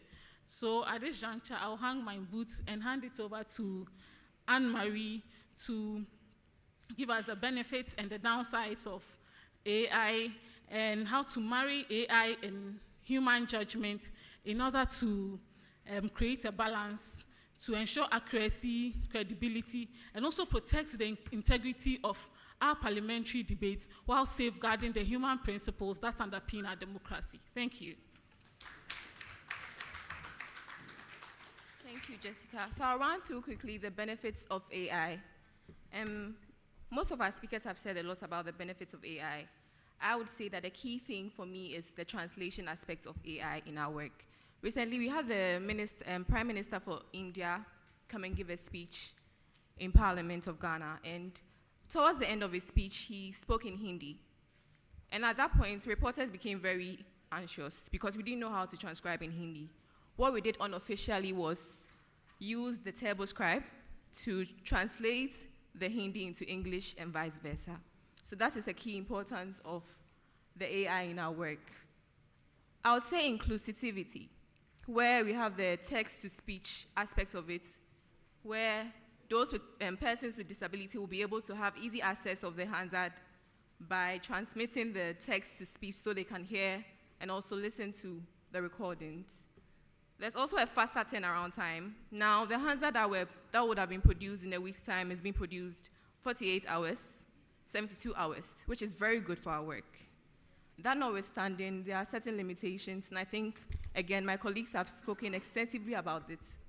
So we have the accent and dialect challenges. We have a lot of different accents and dialects. And I also noticed that in the use of our unofficial use of the TurboScribe in our work, sometimes when the dialect is too strong or the accent is too strong, the TurboScribe doesn't fully transcribe the words of the speaker. That is a challenge we face as reporters. And I think this goes to tell us that it's important to have the human aspect of it whilst using the AI. We also have the bias consent. When you feed AI a certain data, after some time, it trains itself to adapt to that data. And it's a concern. We also have security breaches, where we have to ensure that not all proceedings should be transcribed through the TurboScribe.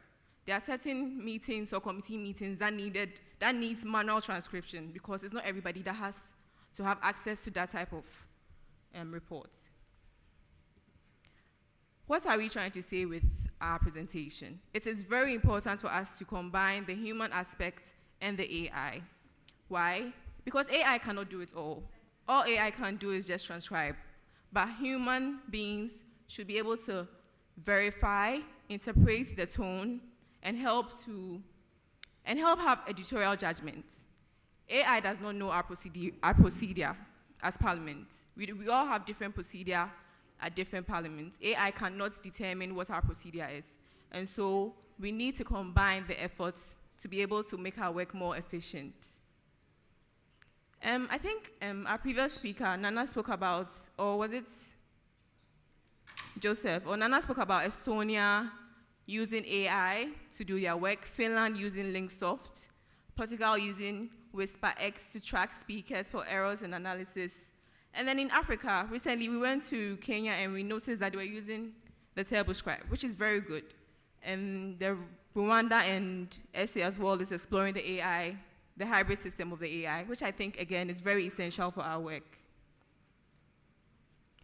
Ethical considerations, as Jessica has already stipulated, we need to ensure that there's no bias. Who do we blame when there's an error?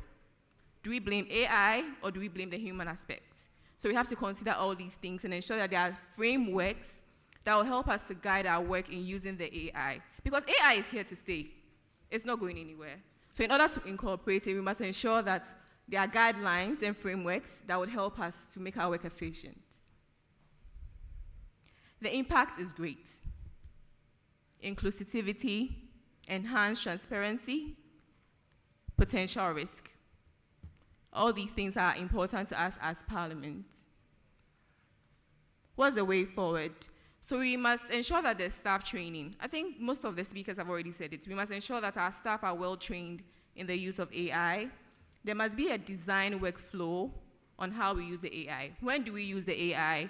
When does the human aspect come in? When do we marry the two? We have to consider all these things moving forward. Again, I'm very, very conscious about the ethical frameworks because it will help us to protect the integrity and credibility of our work as Hansard reporters. So we'll go back to the question I asked. I don't know if you think I've forgotten, but I haven't. So, can you guess which one was automatically transcribed and which one was manually done by humans? Anyone? Very quickly. Yes. So to the left, I think that's AI, and then to the right, that's human. Jessica, do you have anything to add? Anyone else? I think they all have the same sentiments because it's pretty clear which one is AI generated and which one was worked on by humans. So when we look at the first example, you see that there is a lot of repetition. And also one very distinct thing there is that our house style has been overlooked since AI does not know our house style.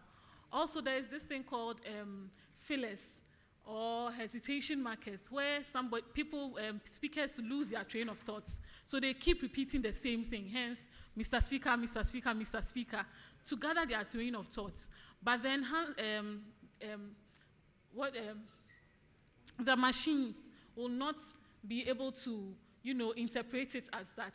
So as humans, with our oversight and our editorial judgment, would have to know that, would have to fine-tune it to this, where we remove most of the repetitions and the fillers from it to make it readable and to make it neater. Also, you see we have imputed our house style in there. So we don't say, I'll put the question, as many as are in favor say aye. Those against say no, the ayes have it. We just put the question, and then I think this one was a consideration stage of a bill. So question put and then amendment agreed to. You also see here that there are two people who spoke, but AI has made it one. So sometimes with our descriptions, there are problems with AI. AI does not always have the tendency of recognizing the voice. So they can ascribe what somebody said to another speaker, and that, I think, is also very dangerous. So with human oversight, we also distinguish who is speaking and then make that clarification. Thank you. Right. So to conclude, we would say that the role of AI is enormous, right? But it needs to be balanced.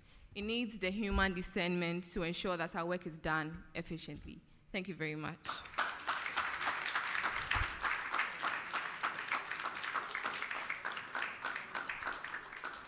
Thank you very much to our ladies. You've done us proud. Yes, we can clap for them some more. We can clap for them some more. So one particular thing I took notice of was the L1 influence over the L2. We say the mother tongue. We all speak our English language very differently because our various dialects affect how we speak the English language. And I think that is one of the things that AI is struggling with in terms of transcribing what we see. So even as there are challenges, opportunities still exist as to how we can also make some input into how the AI is developed, tailor-made for our consumption. We can do better in that regard. So, ladies and gentlemen, with the leave of the chairperson for this session, we've decided to vary the arrangement as you have it. So we would rather break for the snack break and then come back and take the discussion. Please, just 15 minutes. Let's try and stick to time. Thank you very much.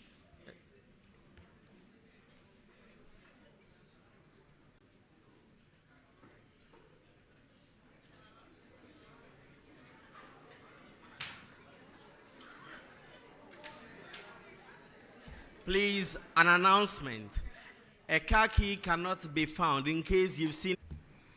Good afternoon, distinguished ladies and gentlemen. The core of Parliament. Somebody once made a presentation at a conference, and when asked what Parliament meant to them, this person simply said, Parliament is the Hansard. That is how important the Hansard department is. Without the Hansard department, there's no Parliament. So this morning, I address very important men and women. We went through 5 presentations this morning. The first one was done by the editor of Debates of Parliament of Ghana, Mr. Alhaji Adam Idrisu. He took us through the structure of the Parliament of Ghana. And the next one was done by Mr. Godwin Vifa, and he talked about Hansard in the AI world. He took us through how the AI makes our work efficient as opposed to how we want to look at it as a threat to the extinction of the reporting section of our Hansard departments. The next presentation was by Mr. Joseph Tete, who talked to us about rewriting the record and the accuracy of the Hansard in an age of AI and instant media. The next presentation after that was on the Hansard and the age of AI and new media, the challenges, prospects, and the path to ensuring relevance.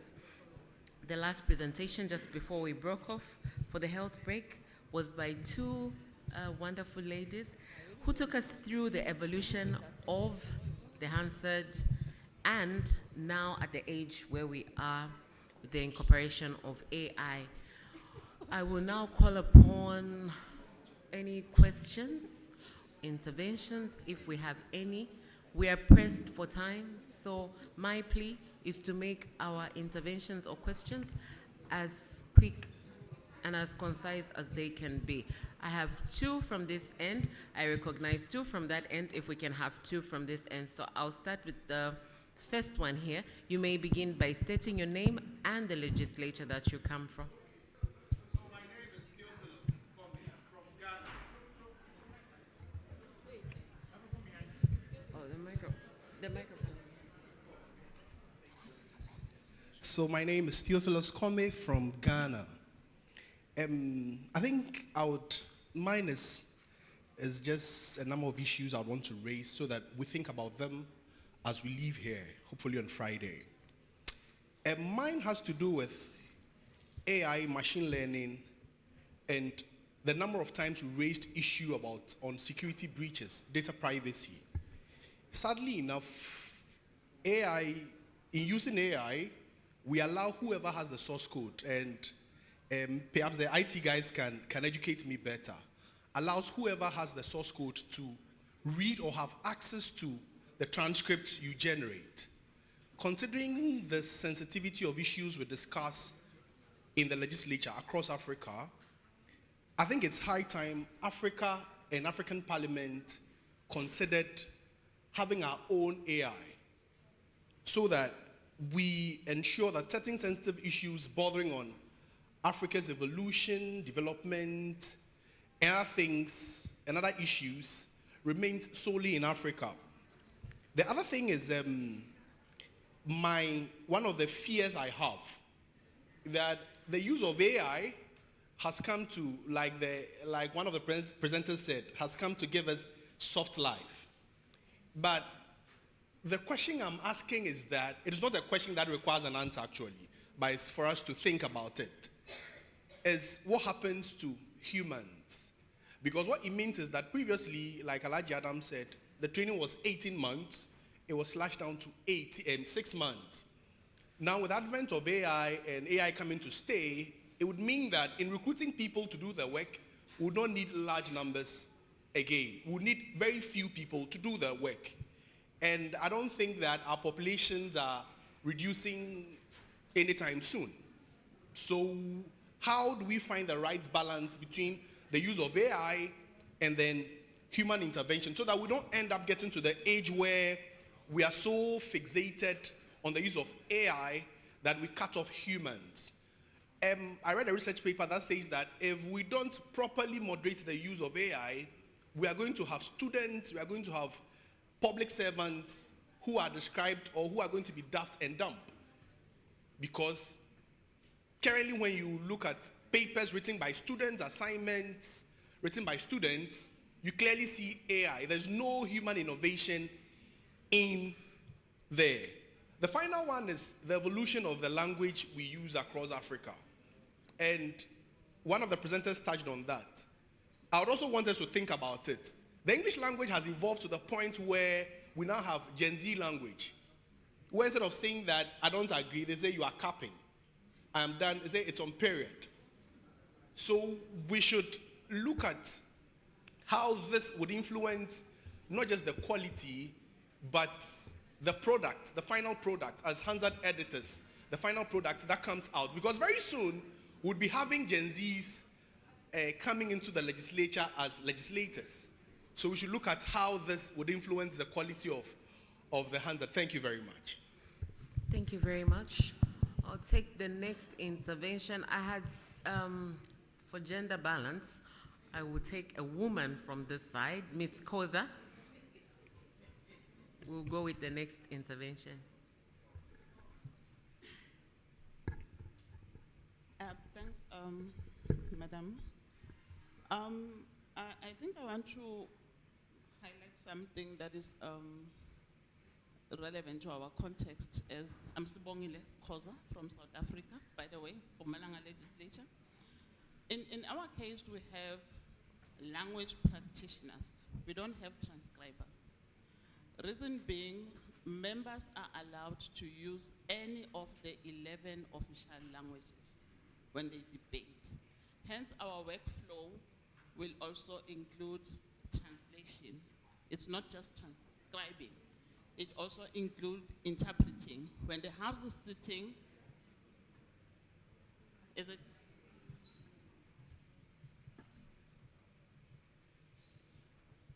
Oh, okay. During debates, we also interpret simultaneously.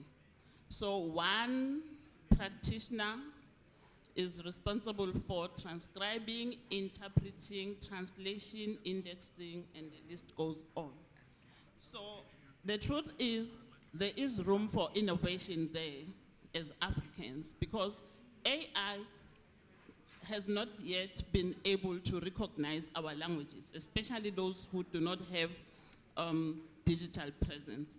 So maybe when we go back home, we need to also focus on that as legislators and see how we can improve on that. Because truly, AI is something that has to be embraced because it will make our life easier back home. Thank you. Thank you very much. There was another hand from, I'll take the gentleman. Thank you.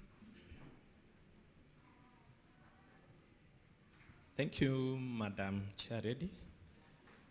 I don't want to talk about the various benefits we will get from embracing AI. Neither do I want to talk about if we want to remain relevant, the various products we need to come up with, like we need to diversify.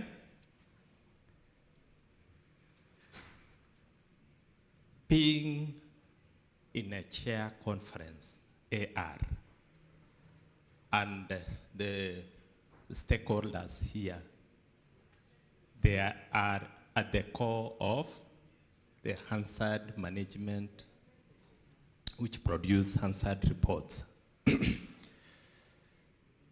How do we move forward? The discussion we have had was it since yesterday. It's a very serious one, very important. But the question is, from here, what next? Are we going to continue receiving AI papers asking us to embrace it when it is time that we did that? Maybe at the end, I want to propose something. At the end of the conference, then we should come up with a motion that all chair member, parliaments, they adopt or they embrace the use of AI. Why am I saying so? Sometimes when I go to the reporter's room, when they are using it, everybody stops. It is kind of, they are nervous. Sometimes I jokingly ask them, are you using that thing? And everyone bursts into laughter. So they are using it secretively. Let it be open to them that they are free to use it.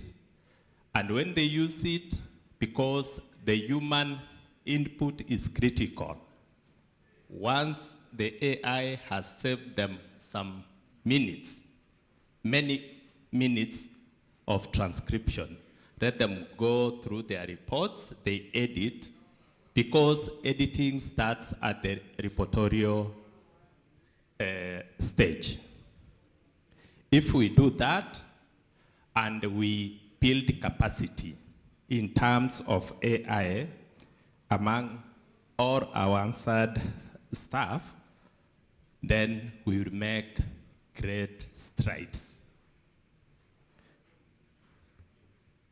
Finally, I just want to give a very short synopsis. When the mobile phones came to Africa, it was around, when we started interacting with them, earlier 2000, Nokia was the brand, the Nokia phone. But because it stayed static, never wanted to embrace change, add several features to its gadgets, the mobile phones, it kind of became extinct. Now we have brands like Samsung, Techno, which have overtaken Nokia. Therefore, as Hansard practitioners, this is our baby. We need to move with technology. Thank you. Thank you very much. Due to a time constraint, I will take the last interventions. There are 2 from that end, and so that's a total of 3. May I clearly see your hands? I recognize, okay, so that's 4. And we will go by gender balance. So I will take the lady from here, the gentleman, the lady, and the gentleman there. Please, let's make our contributions as quick as possible, and if possible, limit them to 1 intervention. Thank you, Chairperson, and thank you for all the presenters. I have food for thought, and also to think through the future, but also to learn something. And we talk a lot about, because we talk to ourselves, and we sound as though we only talk to ourselves. So we are in the era of live coverage, has always been the part of expansion. We all have it. So what do we say? Is the Hansard, are we only claiming the Hansard as the reported part, the newsletter, or shall we go further and claim then those other media, like the audio and the video, such that it's good that the presenter raised the issue that it is on YouTube, but it is already doctored. So which one will be, how will we evolve with time in being so fast? The second thing is just to ask how the Ghana experience, what made the Ghana experience have the speaker or the house adopting the Hansard, and what does that mean if you're not sitting in the house? Of course, it's a good recommendation that the editor of debates sits in that chamber as they are doing that. But do we foresee, if other parliaments would follow, do we foresee a conflict of principle from the speaker and the editor, and how do we think that we will cure that? And the other one is the evolution. Yes, there will be transcription and all these other things, and there was an issue raised of fact checkers, which I like very much, or footnotes in the Hansard.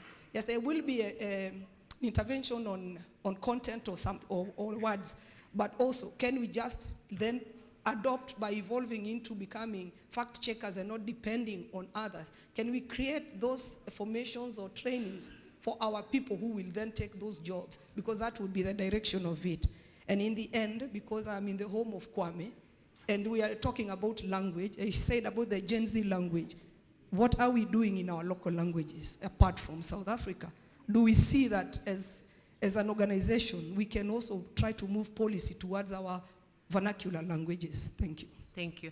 In the absence of Mr. Idrisu, Mr. Tuglo, you may take note of that intervention and you can respond towards the end. Please, for the rest of the contributors, we really are constrained with time. Let's make our interventions concise.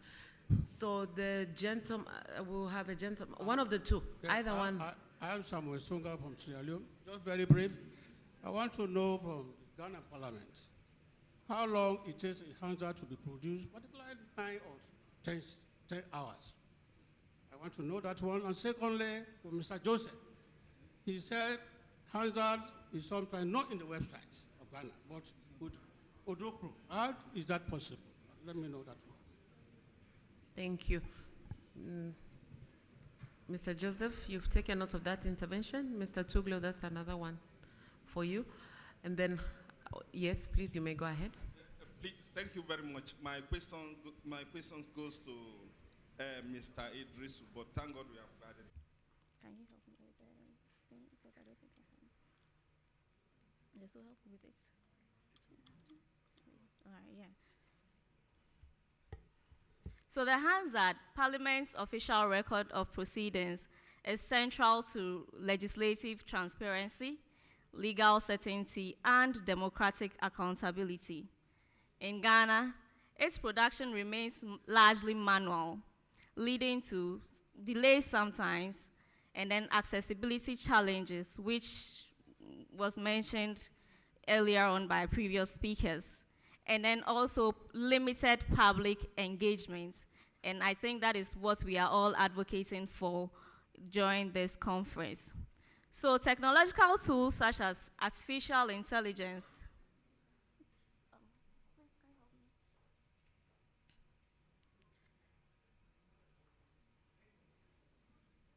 Okay, I think I can just, yeah, all right. Yes, thank you. So technological tools such as artificial intelligence, automated transcription, and digital media platforms present opportunities for faster, more accurate, and widely accessible records. However, without clear legal and policy frameworks, the integration of AI, technology, and the new media could create significant risk, including errors in the official record, cybersecurity breaches, misinformation, and the loss of institutional control. So today, together, we would examine the need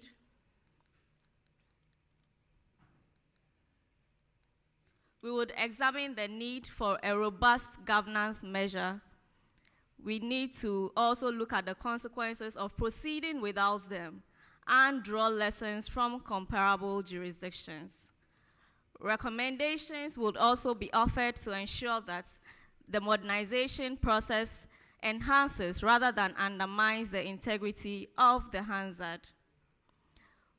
Recent advances in AI-driven speech-to-text systems, cloud-based archiving, and multimedia dissemination presents a pathway to modernize Hansard production.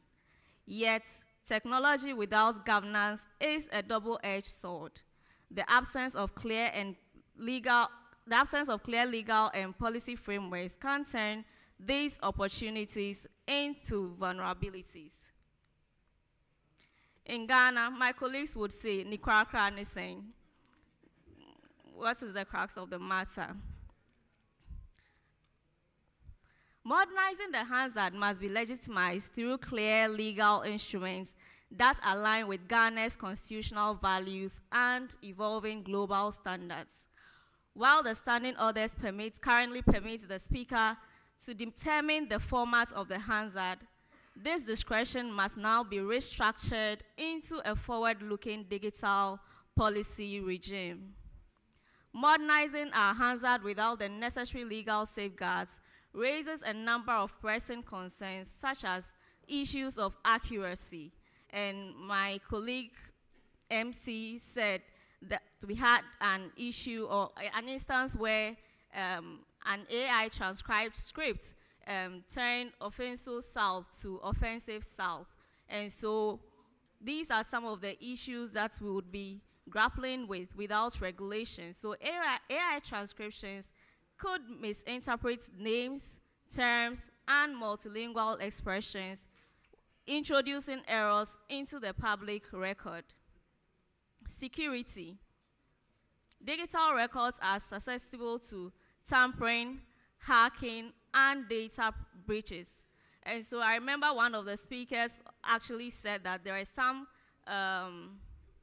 documents or some recordings that we had to transcribe manually to prevent sensitive information from getting into the hands of, people that we do not want to have access to. And then ownership. Without contractual protection, Parliament may lose control over its own record. So imagine we procure AI systems to help us with our transcription. And the vendors decide that, okay, we own copyrights to whatever data you process using our platform. Parliament, without adequate or proper policy and regulatory framework, Parliament loses its own, may risk losing its own record. And then public trust. Inaccurate or manipulated records can erode confidence in Parliament. So imagine we publish the Hansard without checking for errors, omissions, and other relevant information. The public will no longer take us serious because our Hansard would have lost its credibility. And then compliance. The lack of alignment with data protection and record-keeping laws can result in legal challenges. So whilst we are excited about using AI and technology, we need to ensure that we are actually not breaching any laws in our countries. So,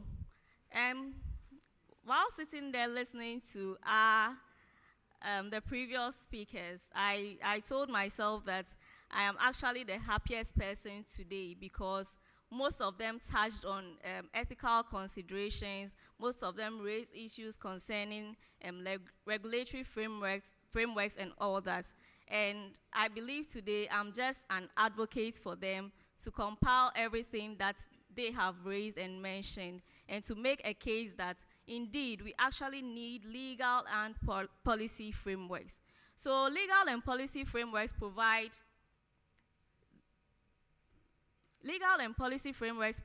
the rules, standards, and accountability structures necessary for safe and effective technological adoption in Hansard production. Specifically, such frameworks may define the official record.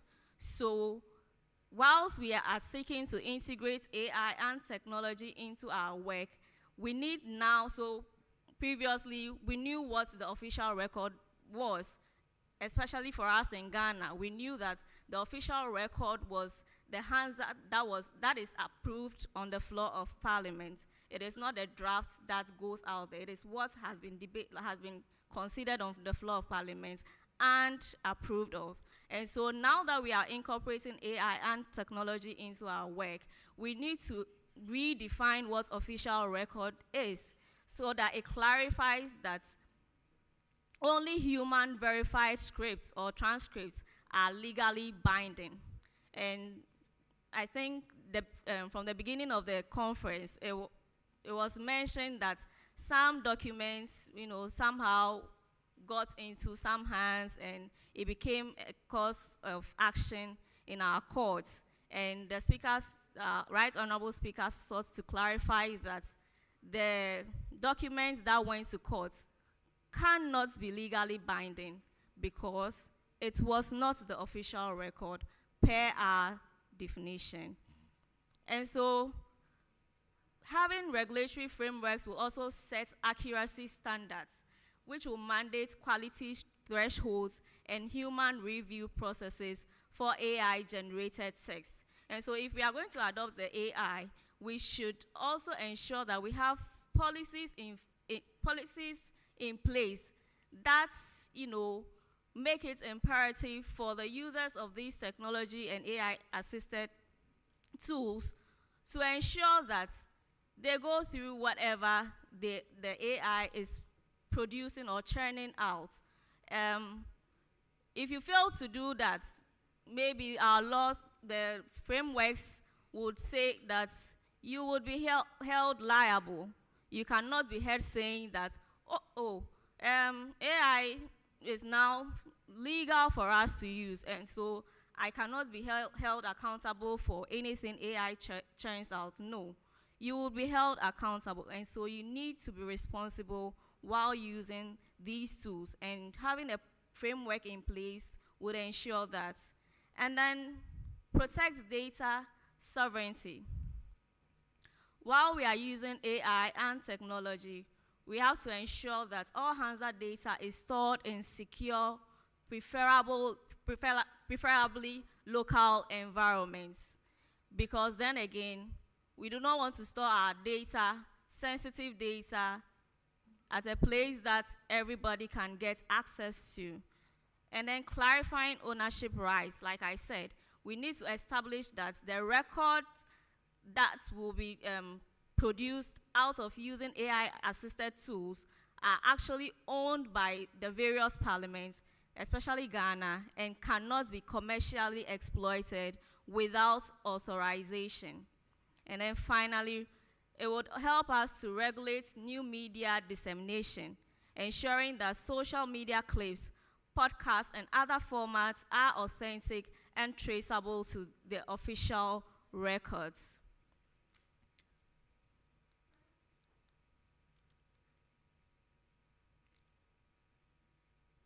So what happens in the absence of regulatory framework? One, errors in the official record, as has been said. AI tools can mishear or mistranscribe parliamentary speech. For instance, appropriation bill could be rendered approach bill or something else, which changes the legislative meaning.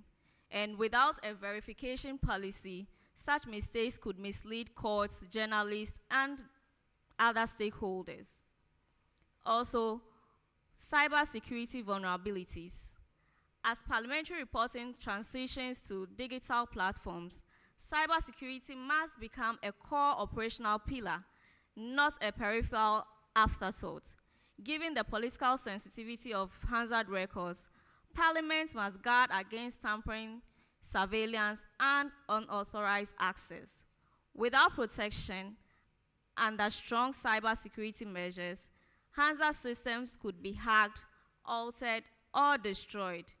A malicious actor could delete or alter records to change the historical narrative. And I think Joseph gave us a very clear example of that when he was making his presentation.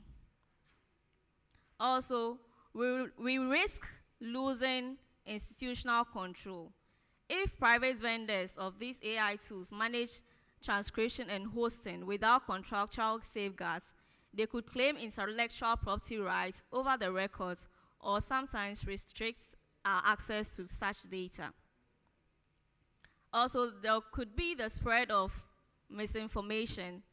In the age of social media, short clips of parliamentary debates could be edited out of context, and without guidelines on official dissemination, false narratives could overshadow the verified records.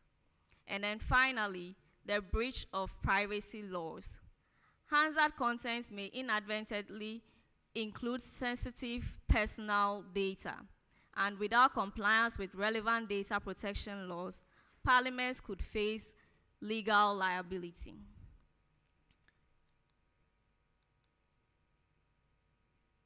Comparative studies.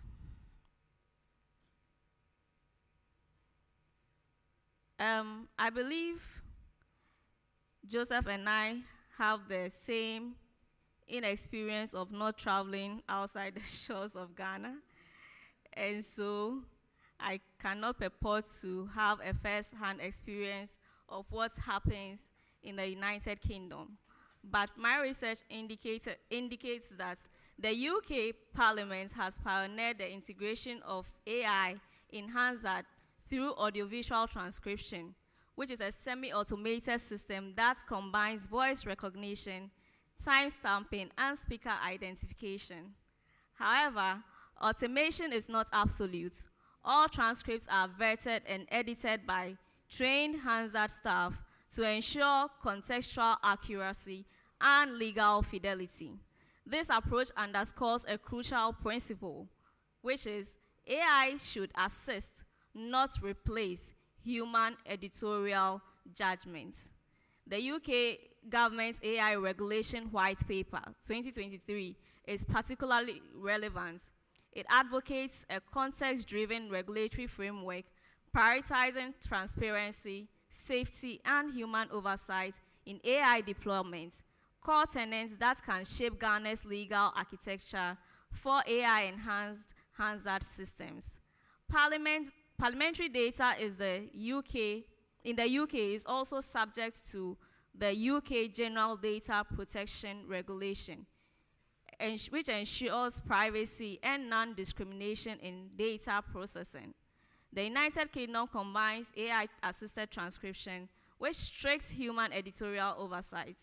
Every transcript is reviewed before publication under Freedom of Information laws. And I believe Ghana has similar laws. And so in formulating our regulatory policies, we need to pay attention to our data protection acts and cybersecurity laws. So we move to Canada. The Canadian House of Commons uses state-of-the-art speech-to-text software with structured editorial oversight. The Canadian model is remarkable for its commitment to open data and civic tech enablement. The Hansard is published online in multiple formats, PDF, XML, HTML, with API access for developers, civil societies, and the media. Editorial guidelines in Canada are codified to ensure consistency, neutrality, and transparency, particularly when handling AI-generated transcripts. These editorial protocols are established as public documents, which reinforces trust in the final product. Canada classifies its Hansard data as sensitive information and stores it on secure government-controlled servers and integrates it with parliamentary broadcasting systems. Now, during my research, I found out that South Africa is also doing something similar. But since they are here, I would like us to hear from the horse's own mouth. And so during discussion, I would kindly entreat them to share with us some policy or regulatory frameworks that they are putting in place, or how they are implementing the AI-assisted tools in their work with regards to compliance to regulatory frameworks. And then other countries herein gathered could also share with us whether they have such policies in place as well. And so these examples highlight the technological integration, that technological integration works best when supported by clear mandates and institutional safeguards.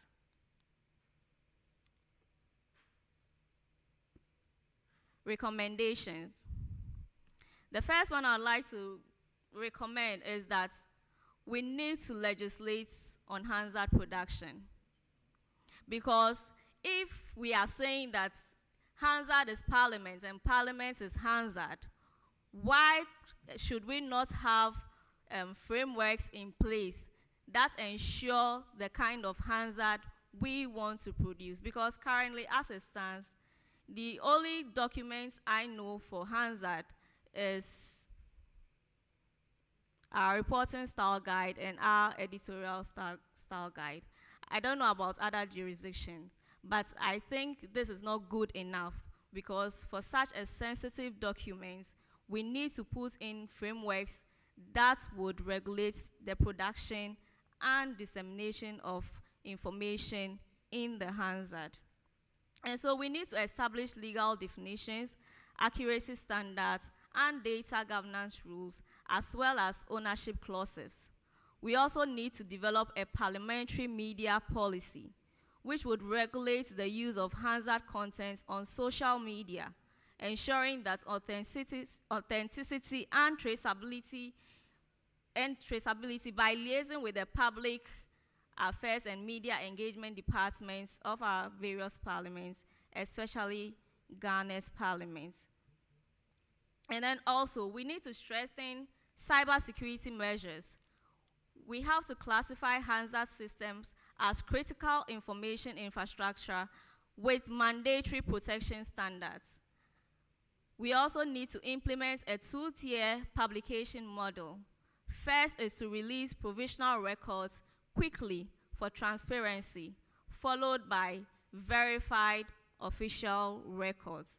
And then finally, we need to ensure public access and make the official Hansard freely available online in searchable, user-friendly formats. And so in conclusion, the drive to modernize Ghana's Hansard is both urgent and necessary. AI, technology, and new media may indeed transform parliamentary reporting, making it faster, more accessible, and more engaging.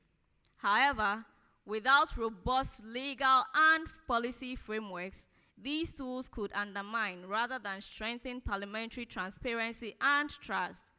Ghana has the opportunity to learn from other jurisdictions and craft a legislative model that balances innovation with accountability by embedding clear rules for accuracy, security, ownership, and dissemination. Parliament can ensure that Hansard modernization becomes a lasting pillar of democratic governance. I thank you all for your attention.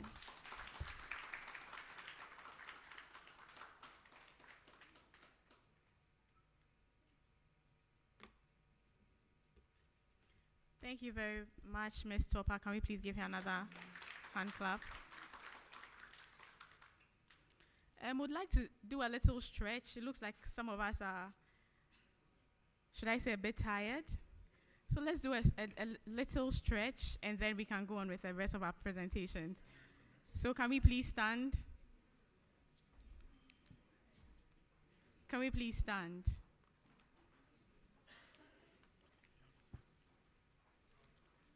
And just stretch. Thank you.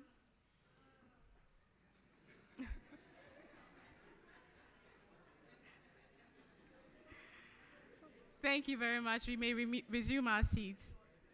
Yes, that was a very much needed stretch, I can tell.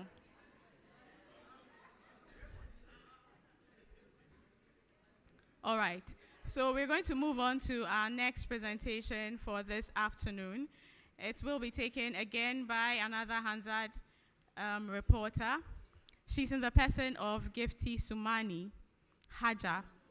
She is, like I said, a Hansard reporter in the Committee Reporting Office, attached to the legal cluster of committees. She serves with, like I said, the Committee Reporting Office, where her sharp eyes for details and ability to synthesize complex information contribute to the clarity and accuracy of parliamentary records.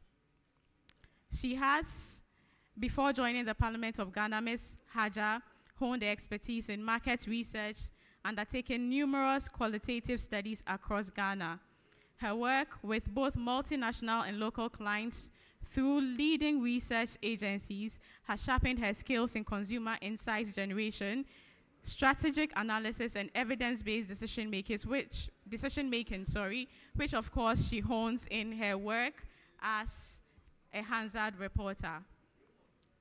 Gifty is known among her colleagues to be a sunshine yellow, which means that she's extroverted, she's affable, and she has an infectious laugh and sense of humor, which is something people always look out for. Please let's welcome to the podium Ms. Gifty Haja Sumani to give us the next presentation.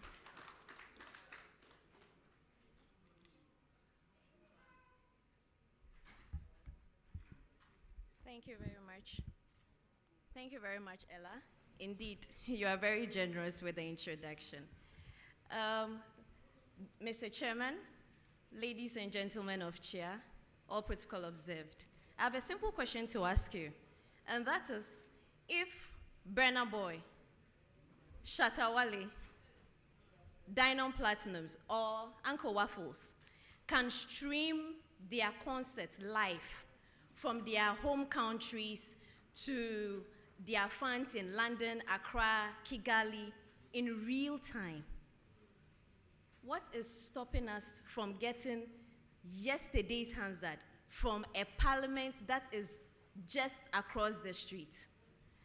Ladies and gentlemen, bienvenue to Ghana, and welcome to this session, and Akwaba to this afternoon session on a topic that is dear to my heart, and it's the heartbeat of most democracies. And that is the theme for this conference. And the theme is Charting the Future of Hansard, Embracing Innovation and Technology for Enhanced Parliamentary Reporting in Africa. So just buckle up, because this session, this conversation I'm going to have with you is not just about technology and transcripts, but it's about data, it's about dignity, and it's just about time that we had this conversation. We are charting the future of Hansard, and we are going to do it boldly and urgently. And so I'm just going to have a brutally honest conversation with all of us. And so let us just buckle up. We've talked a lot about Hansard. I'll still emphasize on it. The Hansard is the mirror of parliament, is the grandma of democracy, very wise, very sharp. But she's still using a rotary phone. She sees everything, she knows everything, she hears everything, she remembers everything, but very slow. She would give you the rest of the information in the next 48, 72 hours, or even the next 1 week. But we are not going to wait for grandma to continue to be slow in an era where Twitter is tweeting, TikTok is buzzing, and democracy is speaking faster than we are actually recording. We are not going to sit and wait for that time. And so, I am here to let us know that the work that we do is important, because the Hansard is not just a transcript, it is a record of our parliamentary chambers. It is the soul of our parliamentary chambers. It reflects our democracy through the debates, through the decisions that are taken, through the drama, and sometimes through the fights. The judges use the Hansard, researchers live by the Hansard, journalists actually mine and use the Hansard, and citizens engage with the Hansard. And let me tell you a little secret, there's no politician here. Sometimes the politicians fear the Hansard, especially when their colleagues say that, let's refer to the Hansard would bear me out, that, and so on. And so it is the receipt of what our representatives say in the name of the people that they represent. Yet, despite all this importance, we still treat the Hansard like we are in the 1980s. Manual typing, manual editing, bottlenecks, bureaucracy, delayed transcripts, all in an era where a woman in the Makola market can live stream her tomato store. And the question is, why are we okay with this? Why can't our honorable members have their own words in real time? Why should citizens be sitting and be waiting for their Hansard as if they are waiting for ECG to bring back the light or NEPA of Nigeria to bring back the light? So I'm here to tell you that the revolution is here. And it is knocking. No, it is banging on our doors. And the question is, will Hansard answer it. Because we have treated the Hansard as though it is just the innovation we need around it is just a snack.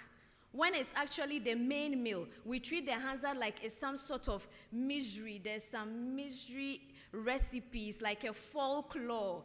We know it exists, but we don't know when we can have it fully. No, that shouldn't be the case. Because we need to demystify the Hansard. Because democracy does not wait. Democracy does not wait. And so we should not also wait. Because if the Hansard waits, what is going to happen is that by the time it's ready, the headlines are gone, social media storms are over, citizens have moved on to the next big thing, and the Hansard will be relegated back to a dusty pile until evidence is needed. The Hansard will become like cold eba. Very difficult to swallow. Those of you who don't know cold eba, please, after this session, ask our Nigerian brothers and sisters. They will tell you what eba is. And so we need to embrace technology.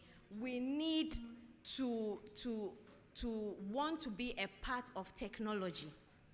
Because we cannot be sitting down and be waiting and still be in our system and be saying, oh, this is how we know how to do things, this is how we know. We need to have a renewed mindset. Because just imagine that you are in a trotro in Accra or in a Matutu, and then you see a woman sitting by you, she's live streaming her daughter's naming ceremony and with all the filters and all that. In a parliament in that country, where we are still preparing the Hansard of 2 days ago. No, we shouldn't sit down. We shouldn't sit down and be okay with it. Because let me tell you, the reason we need to embrace technology is because way back, if I take you back, people sat with hunchbacks and quills and gave us parliamentary reports. Then Thomas Hansard came. We were happy, he and William Colbert. They gave us our first transcript. We saw them as Marvel heroes. Then the shorthand came. TJ and Co used the shorthand and audio tapes and all that. Fast forward, we are in 2025. There is machine learning, there is AI, there's cloud-based storage, and we have all this at our disposal. Yet, even though we are in 2025, some of us are still behaving like we are in 1847.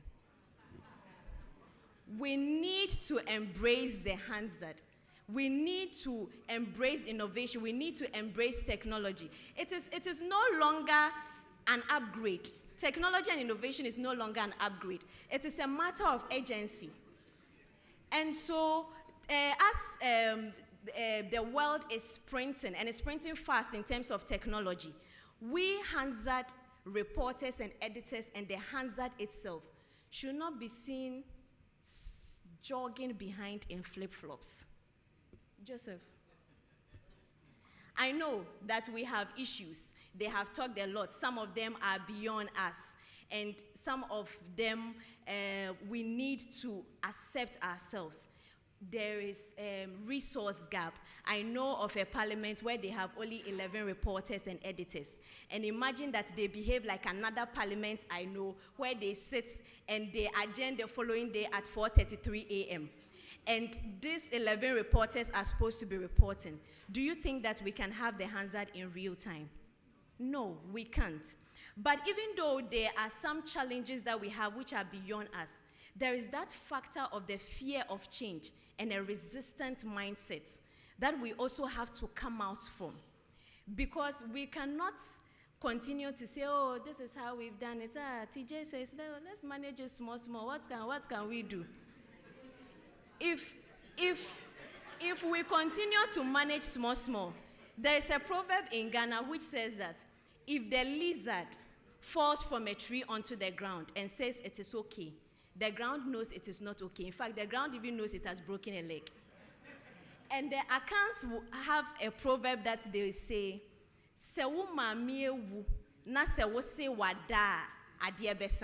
which means that if your mother is dead and you say your mother is asleep, nightfall will come. Everybody's mother will be cooking for them, and then you will be sitting down looking into the air. You will starve. So if we pretend that we do not have issues with parliamentary reporting, we don't want to embrace innovation, and we pretend that our mother is asleep, people will be eating, other parliaments will move ahead, and we in Africa will still be relegated to the background. And we will all bear the consequences because we will starve. And people will laugh at us. The children will be playing and be eating and be laughing at us. And so, like I said, now embracing technology is no longer an upgrade. It is a matter of urgency that we need to improve. And I know we all know this, that there are some parliaments across Africa that within 2 days they've still not produced the Hansard. We can all bear testimony that we have trying to put some of the Hansards online, yet it is very sporadic. But one thing we need to know is that there are other parliaments who are also doing very well. For instance, I saw that in Kenya, they are using AI tools now. I know South Africa is exploring multilingual interpretation tools. Ghana, our parliament, is going to allow honorable members to actually debate in local languages, which means that we also need to explore interpretation tools. And so, all these things that I have said, let's just imagine that you say, oh, Gifty, what you are saying, we hear it is true, but we can't do it. What do we do about it? Parliament records would become a relic, which means that we will lose confidence in Parliament. Secondly, misinformation will fill the gaps. And if misinformation fills the gaps, the Hansard will become like a fossil. Citizens will stop engaging, and at the end of the day, democracy would be the one suffering at the end of the day. And so we need to be able to do these things. We need to be able to embrace technology, embrace innovation. Because as my previous colleagues have said, there are a lot of tools out there. These tools are speech recognited, there is automation, some of them have a lot of languages, and then we're talking about accents. But we've forgotten that it's being developed by software developers. So we can collaborate with these software developers to actually train the AI to understand our accents and imbibe or inculcate our local languages into it. Just imagine that you are sitting in a parliament and the honorable member is code switching between languages, speaking English and, for instance, Swahili or Dagbani in real time, and you are able to get AI tools to help you to do this interpretation in real time. How do you think that they will feel? And how do you think the citizens would also like it? Because imagine a citizen in a country who is able to see Arsenal and Chelsea live. The person can tell you when Messi and Ronaldo scored a particular goal, but they cannot hear the contributions of their honorable members. I know we would say, oh, the media is capturing it and all that, but the media captures what I call what suits them for sensationalism. But the Hansard captures everything, including some nonverbal cues. So like Joseph said, he was looking for something. YouTube gave him a doctored audio. But the Hansard will not give you a doctored proceeding as it has happened. It will not be doctored, and it will not be unbiased. So, like I was saying, many parliaments have started doing new things. Kenya is doing something, South Africa is doing something. This is from Zimbabwe. They have what they call the AI Hansi, where it is a WhatsApp chat bot, and you can have your parliamentary record access, bill tracking, and all that. If they are here, they can tell us more. Kenya can tell us more. South Africa can tell us more during the discussion, and then we can all follow. So the Hansard rebirth has started, and that is the reality. And the question is, would you be part of it? Would you join? And if you join, when would you actually want to join it? So now, I have thrown the question back to you. I'm flipping the mic, even though the mic is static. I'm flipping it to you. And the question I want to ask you, if you had the chance to reinvent Hansard and to reinvent parliamentary reporting, which way would you go? Would you Hansi, like Zimbabwe is doing? Or would you want to use AI tools that will speed up your transcription? Would you want to have real-time dashboards? Would you want to have a Hansard TikTok account? Or you would want to incorporate all? Well, that lies with you. Because you are in fact, we are the innovators, and we are the future of Hansard. And once again, what are some of the things that we can actually do? So we can establish a Commonwealth Hansard Innovation Network for Africa, where we can meet, discuss innovation, and try to build each other's capacity. In the morning, Alaji was talking and said one of his bosses didn't want to transit from paper to doing online editing because he wanted to see the marks. But it's a fear of change. But if we have a network, it means that we can talk, we can encourage each other, we can motivate each other, and we can help each other to learn through some of these technologies. We can also develop shared technology assessment frameworks. It would help us to have a standardized system. It will help us to have a standardized system across Africa. And then we can create regional training programs for digital skills. We can secure funding partnerships for technology and modernization. We can have regional collaboration, which can accelerate progress and optimize resources. So, ladies and gentlemen of CHEA, once again, when democracy speaks, the Hansard must listen. The Hansard must not wait.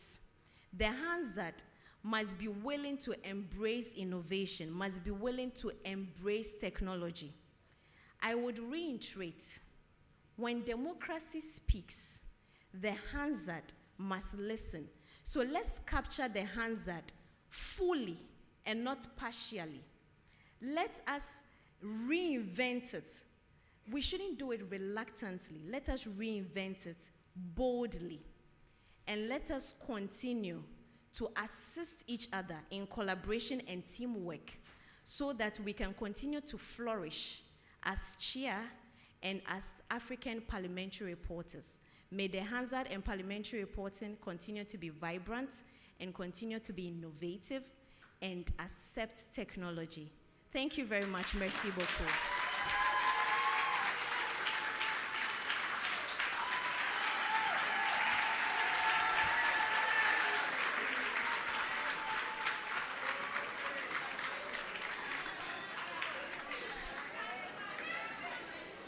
Ladies and gentlemen, a round of applause once again for Gifty.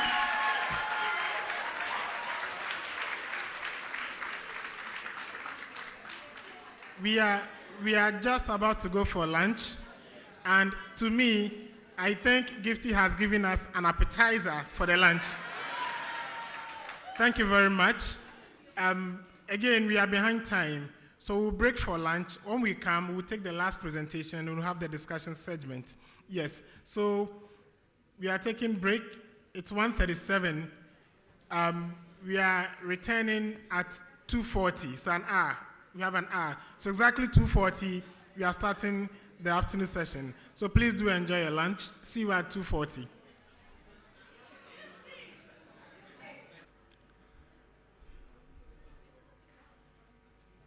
We'll take our final presentation for the day, and then we'll zoom into a plenary session, after which we'll call it a day and resume tomorrow. Our next presentation is on the subject, Charting the Future of Hansard, Embracing Innovation and Technology for Enhanced Parliamentary Reporting in Africa. It looks particularly at the role of Hansard departments in this regard. This presentation will be delivered by Mr. Ebenezer Arthur, who is a senior staff of the Parliamentary Service of Ghana. He's a Hansard reporter with the Committee Reporting Office, currently assigned to the social cluster of committees. He holds a diploma in education from Commander College of Education and a bachelor's in English from Kwame Nkrumah University of Science and Technology. He also has a verbatim reporter certificate from the Government Secretarial School in Accra and is currently pursuing his master's in Management and Public Administration from the Ghana Institute of Management and Public Administration. He's we can call him a retired teacher if you like, and also a trainer. In 2021, he partook in the National Population and Housing Census as a trainer, training other people, equipping them with skills to partake in the census effectively. If you ask Eben to describe himself, he'll tell you he's a futurist and a technology enthusiast. He loves exploring new technology and innovations, which is great because it is very in tune and in sync with his topic this afternoon. Ladies and gentlemen, with a round of applause, let's welcome Mr. Ebenezer Arthur to give us a final presentation for the day.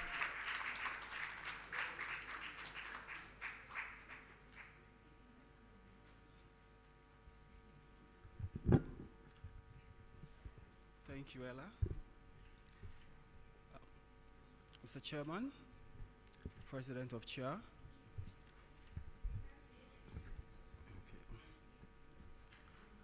good afternoon. Permit me to stand on existing protocols as I make this presentation, which is an adaptation of the original paper which I submitted for this conference. When I read the theme for the conference, which is charting the future of Hansard, embracing innovation and technology for enhanced parliamentary reporting in Africa, I asked myself, what does this mean for me? And the answer is simple. It means a call to action. And there are several stakeholders, management, Hansard department, even the general public that we produce the Hansard for. It's a call to action for them to chart a future for the document we so love and been working to produce. And so I settled on two of the stakeholders, Hansard department and then CHEA Africa as a conference. We also have a role. And over the few days, we've had several presentations, but sadly not much attention has been given to the role of CHEA with regards to charting the future of Hansard, except for my colleague Gifty, and then also Dr. and the staff who spoke yesterday and spoke of the need for Hansard Academy. And he proposed that PTI of Ghana host it. And so I would devote greater part of my presentation to the role that CHEA Africa has to play. Now, before I even start, my bosses were telling me that, Eben, what men can do, women can do better. And that is because the speaker who spoke before me, my colleague Gifty, did excellently to the topic. And that means that I have big shoes to fill. And I am proud. I am proud because in Parliament, I've always worked with women. In my office, 4 of us, for the 8th Parliament, I was the only man among 3 beautiful ladies. One of them also presented this afternoon. And so I'm such a lucky guy. All right.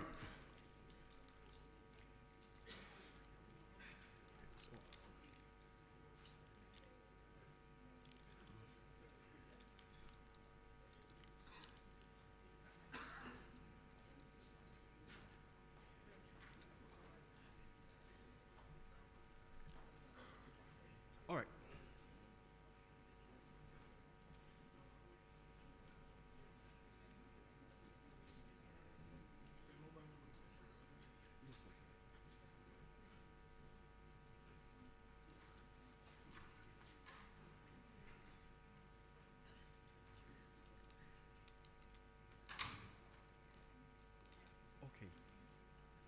All right, so let's look at the outline of my presentation. So first, there's the introduction, the enduring significance of Hansard, which we have heard so much about. But I bring a different perspective because I question whether this significance is a given. It's a given. Then Hansard production, the technological evolution, I wouldn't dwell so much on that because a lot has been said. And then I also looked at the evolution of Hansard in Africa, which has also, a lot has been said on that, so I will also not waste time on it. And then where we are today, that one, the editor of debate for Ghana's parliament and previous speakers have also spoken extensively on it. And so I wouldn't also dwell so much on it. But then the charting the future of Hansard, the role of Hansard department, I will spend some time there. Part of it have been captured in other speakers' presentation. And then I will focus on the role of CHEA Africa with regards to charting the future for Hansard. All right, so like I said, this is an adaptation of the original paper that I presented. The paper makes 4 core arguments. The entire paper makes 4 core arguments. The first is on the enduring relevance of Hansard. And I ask the question, is this a given? The next point I make, or the argument I make, is that we are talking about AI and change in technology and all of that, but is it the first time? If you go back to history, this is certainly not the first time. It may not even be the last time, because up until the director for ICT spoke yesterday, we thought AI was the last thing. Then he started speaking of Neuralink, where your thoughts would now be transmitted to the next person, which tells us that even AI is not the limit, and that will go further. So I also make the argument that Hansard department must adapt or be subsumed by technology. And that is a reality. When Godwin stood here and spoke, he spoke of an article he read in which some jobs are listed that they will be obsolete in the next, by 2030. Hansard department, I believe, must adapt, otherwise we will be subsumed by technology.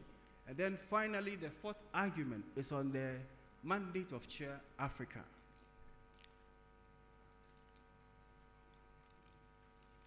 Technology. All right, so I'll begin with the enduring significance of Hansard. And I said, I asked the question, is this a given? Is this a given?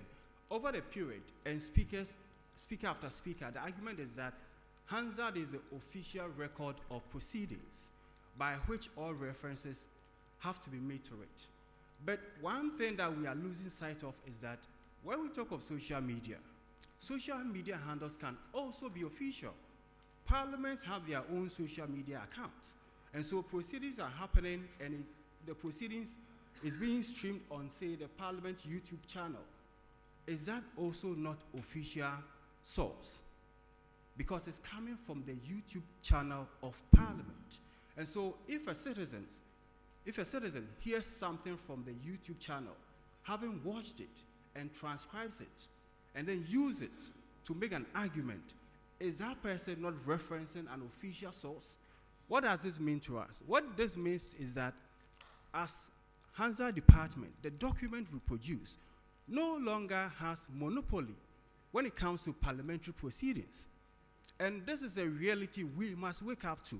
If we limit ourselves to other people's social media handle or accounts and what they put out there, we may make the argument that the Hansard is official record. Yes, in that vein, but when Parliament TV, for example, is also telecasting proceedings, that is official source, that's official channel, which anybody can speak to and say that I watched it on no less a media than the Parliament TV, and they can make their argument from that point of view. What does this mean for us? I make the case that this means our reports must be exceptionally accurate. And so there's little room for errors. There's little room for errors. Because, and I see what Kenya does with their Hansard. They would upload the Hansard, and then the video will also be there. Somebody can pick the PDF, which is the Hansard, and reading it, they will compare with, the video. The case that this means Hansards must have minimal turnaround time. My other colleagues spoke about Hansard moving at a snail's pace. That cannot be tolerated. Embracing technology is understanding that there are other official sources producing the same materials we produce. Fortunately for us, or unfortunately for us, we don't have control over this one because the technology we need must be procured by management. In this case, not the editors of debate, but management. So when you find yourself in a parliament where your superiors or those who have control over the purse decides that Hansard is not the main thing, and so we will procure such resources to aid your work, what it means is that you will be backsliding or you'll be lagging behind, not because you are not working hard, but because you don't have the resources, and it goes beyond whatever that you can do. Then the last one is strict limits on editorial discretion. All of the three that I spoke about give rise to the concept of near verbatim being rigorously defined and adhered to. We say that the Hansard is not completely verbatim, it's near verbatim. Now, if people are watching live proceedings from official channels, official sources, and they can compare, what it means is that there's little room for editorial discretion. And so we must let the public know exactly what we take out. Exactly what we take out. As practitioners, we know that we are taking out redundancies, obvious grammatical mistakes. We are taking out dangling modifiers, and all of those things. Do people who use our Hansard know that this is what we take out? Unlike the 17th century, 18th century, and the 19th centuries, people are now privy to what really happened. And so when they find differences between the Hansard and the video, we should be able to tell them. And it's not difficult to do. I checked with most of our websites. We don't have that disclaimer. We can learn from the advanced countries. The UK Parliament, for example, the House of Commons, on their Hansard website, about Hansard, there's a page there dedicated to tell the public about Hansard. And on that page, you are told that this is a near verbatim account. And then you are told exactly what is taken out. On our part, we do publish the Hansards, but we don't tell our people that this is what we have taken out. And so the person is watching the YouTube video, comparing it to the Hansard, and there are discrepancies. When it happens once, it happens twice. Chances are that they will lose trust in the Hansard and refer to other official sources, like the YouTube channel I spoke of and the Parliament TV. If I make an argument that my honorable member has said this, and then to back my point, I go for the Hansard, and the words are not the same, and I am not aware that certain portions have been taken out because probably due to obvious grammatical mistake and all the other technical jargons that we have. And then I make the point, but the Hansard is saying something different. So conscious of the fact that I watched it and I know what the man said, I'll go to the video. And if the video proves my point, next time I won't go to the Hansard. I will go to the video. And that is how you lose public trust. That is how you lose public confidence. And so being aware that there are alternative sources for us to chart a future for the document we produce, we must make sure that there is lesser room for editorial discretion. And so when I am reporting, personal experience, when I am reporting, I'm mindful of two perspectives. The perspective of the speaker, the one speaking, I put myself in their shoes, that if I am the one on the floor speaking, and later the Hansard comes up and I pick it, when I'm reading it, would I identify with what is there? What is being attributed to me? Will I identify with it? That's the first perspective. And so I have the speaker in mind. The next perspective is the reader. I have the reader in mind. The reader, knowing that, has access to other official sources. I'm not talking about what people have posted on their personal handles, which they can manipulate using other AI tools. But official sources, knowing that the reader has access to those other channels, it is for me to present it as accurately as possible. And if there is a need to take out anything, that should fit within what we define as near verbatim. Otherwise, the public will lose trust in the document that we produce. And so as we think of charting a future for this document, we should be thinking about redefining or probably establishing the concept of near verbatim and then adhering to it strictly, because it is not our voice, but the voice of the members of Parliament.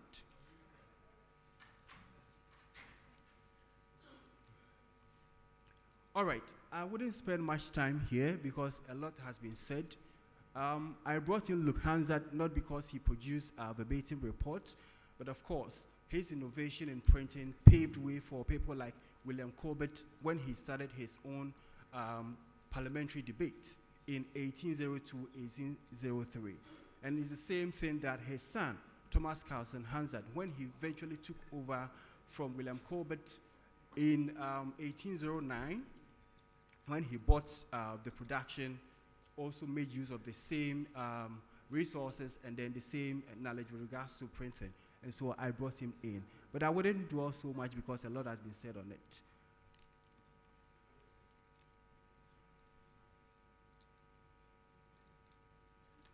All right, so I also attempted to retrace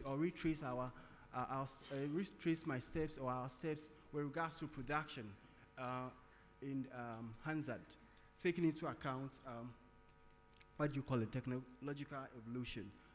I would want to go straight to the function or the role of CHEA Africa. All right, I identified 2 roles that CHEA Africa can play so far as charting the future of Hansard on this continent is concerned. The first one is coordination of effort. It shouldn't just be about conferencing. I think CHEA can put together a steering committee to audit the various departments, Hansard department, to know their technological needs. Once this is identified, CHEA can front load it. And yesterday I spoke to Mr. Adiko, the Director for IT, and I asked him, would it be better for us as CHEA to procure the AI tools that we speak of, or individual countries procuring it? Which one will be cost saving? And he agreed with me that when we come together to procure, it will be better. And so CHEA can leave that front. We come together, and then you audit, you know the technological gaps. Once we identify those gaps, CHEA can then proceed to even source external funding for us. We don't have to pay for these things ourselves.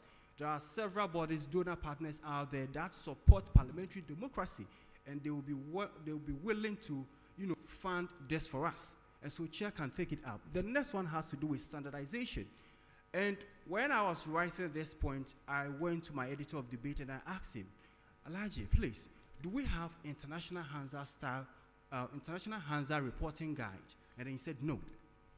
For this profession, we need to have international Hansard reporting guide, just like the accountants have IFRS and then IPSAS, so that when we are drawing our individual or country style guides, we can make references to them. And whenever there is a need to take any critical editorial decision, our bosses can say that, look, I am taking this decision based on the international Hansard reporting guide. And so it is long overdue and we must have. And he tells me that one of the obstacles that they faced when they wanted to do this has to do with their standing orders being different, because we all operate under different standing orders. But of course, this can be circumvented. Such a guide needs not be rule-based, but it can be principle-based. Emotion is emotion everywhere. My boss is laughing. But at the end of the day, it could describe how such things could be captured. When it comes to incorporation of tests, for example, reports from committees and all of those things, how do we go about them? Expansion. Now we speak of unparliamentary words. If a member says certain words that are unparliamentary, how do we go about them? If we have a common front with regards to how to deal with these items, it will help us. It will help us and help our cause. And so I think we need to do that. I was given just 15 minutes, 2 minutes left. Do I still have 2 minutes? 1 minute to conclude. Okay, thank you. So in conclusion, the document Hansard would forever remain relevant. Let me use the 1 minute to talk about sustaining ourselves. All along, we've been talking about the document. We haven't spoken about the Hansard department. I believe that going into the future, we should diversify. I want to go in deeper. We can go into audio forensics. We are always listening to audios, and we are better placed to go into audio forensics. What we do with our ears is what audio forensics do on monitors. We can do it. We play back audios, we have difficulties, We take time, we listen over time, and then we are able to identify the words. When we are not able to, we say it's inaudible. But most times we do. We call on colleagues. What are we doing? We are analyzing the audio. All that is left is to train ourselves in technologies that audio forensics use, scientists use, and we can do it. We can see the bridges. We can see the overlaps. We are doing with our ears. It's time for us to do with our eyes. And then our department will become authorities with regards to audio forensics. That way, we have diversified, and AI is not going to replace anybody. Not that I bet, I am saying that in the verbatim report for our parliament.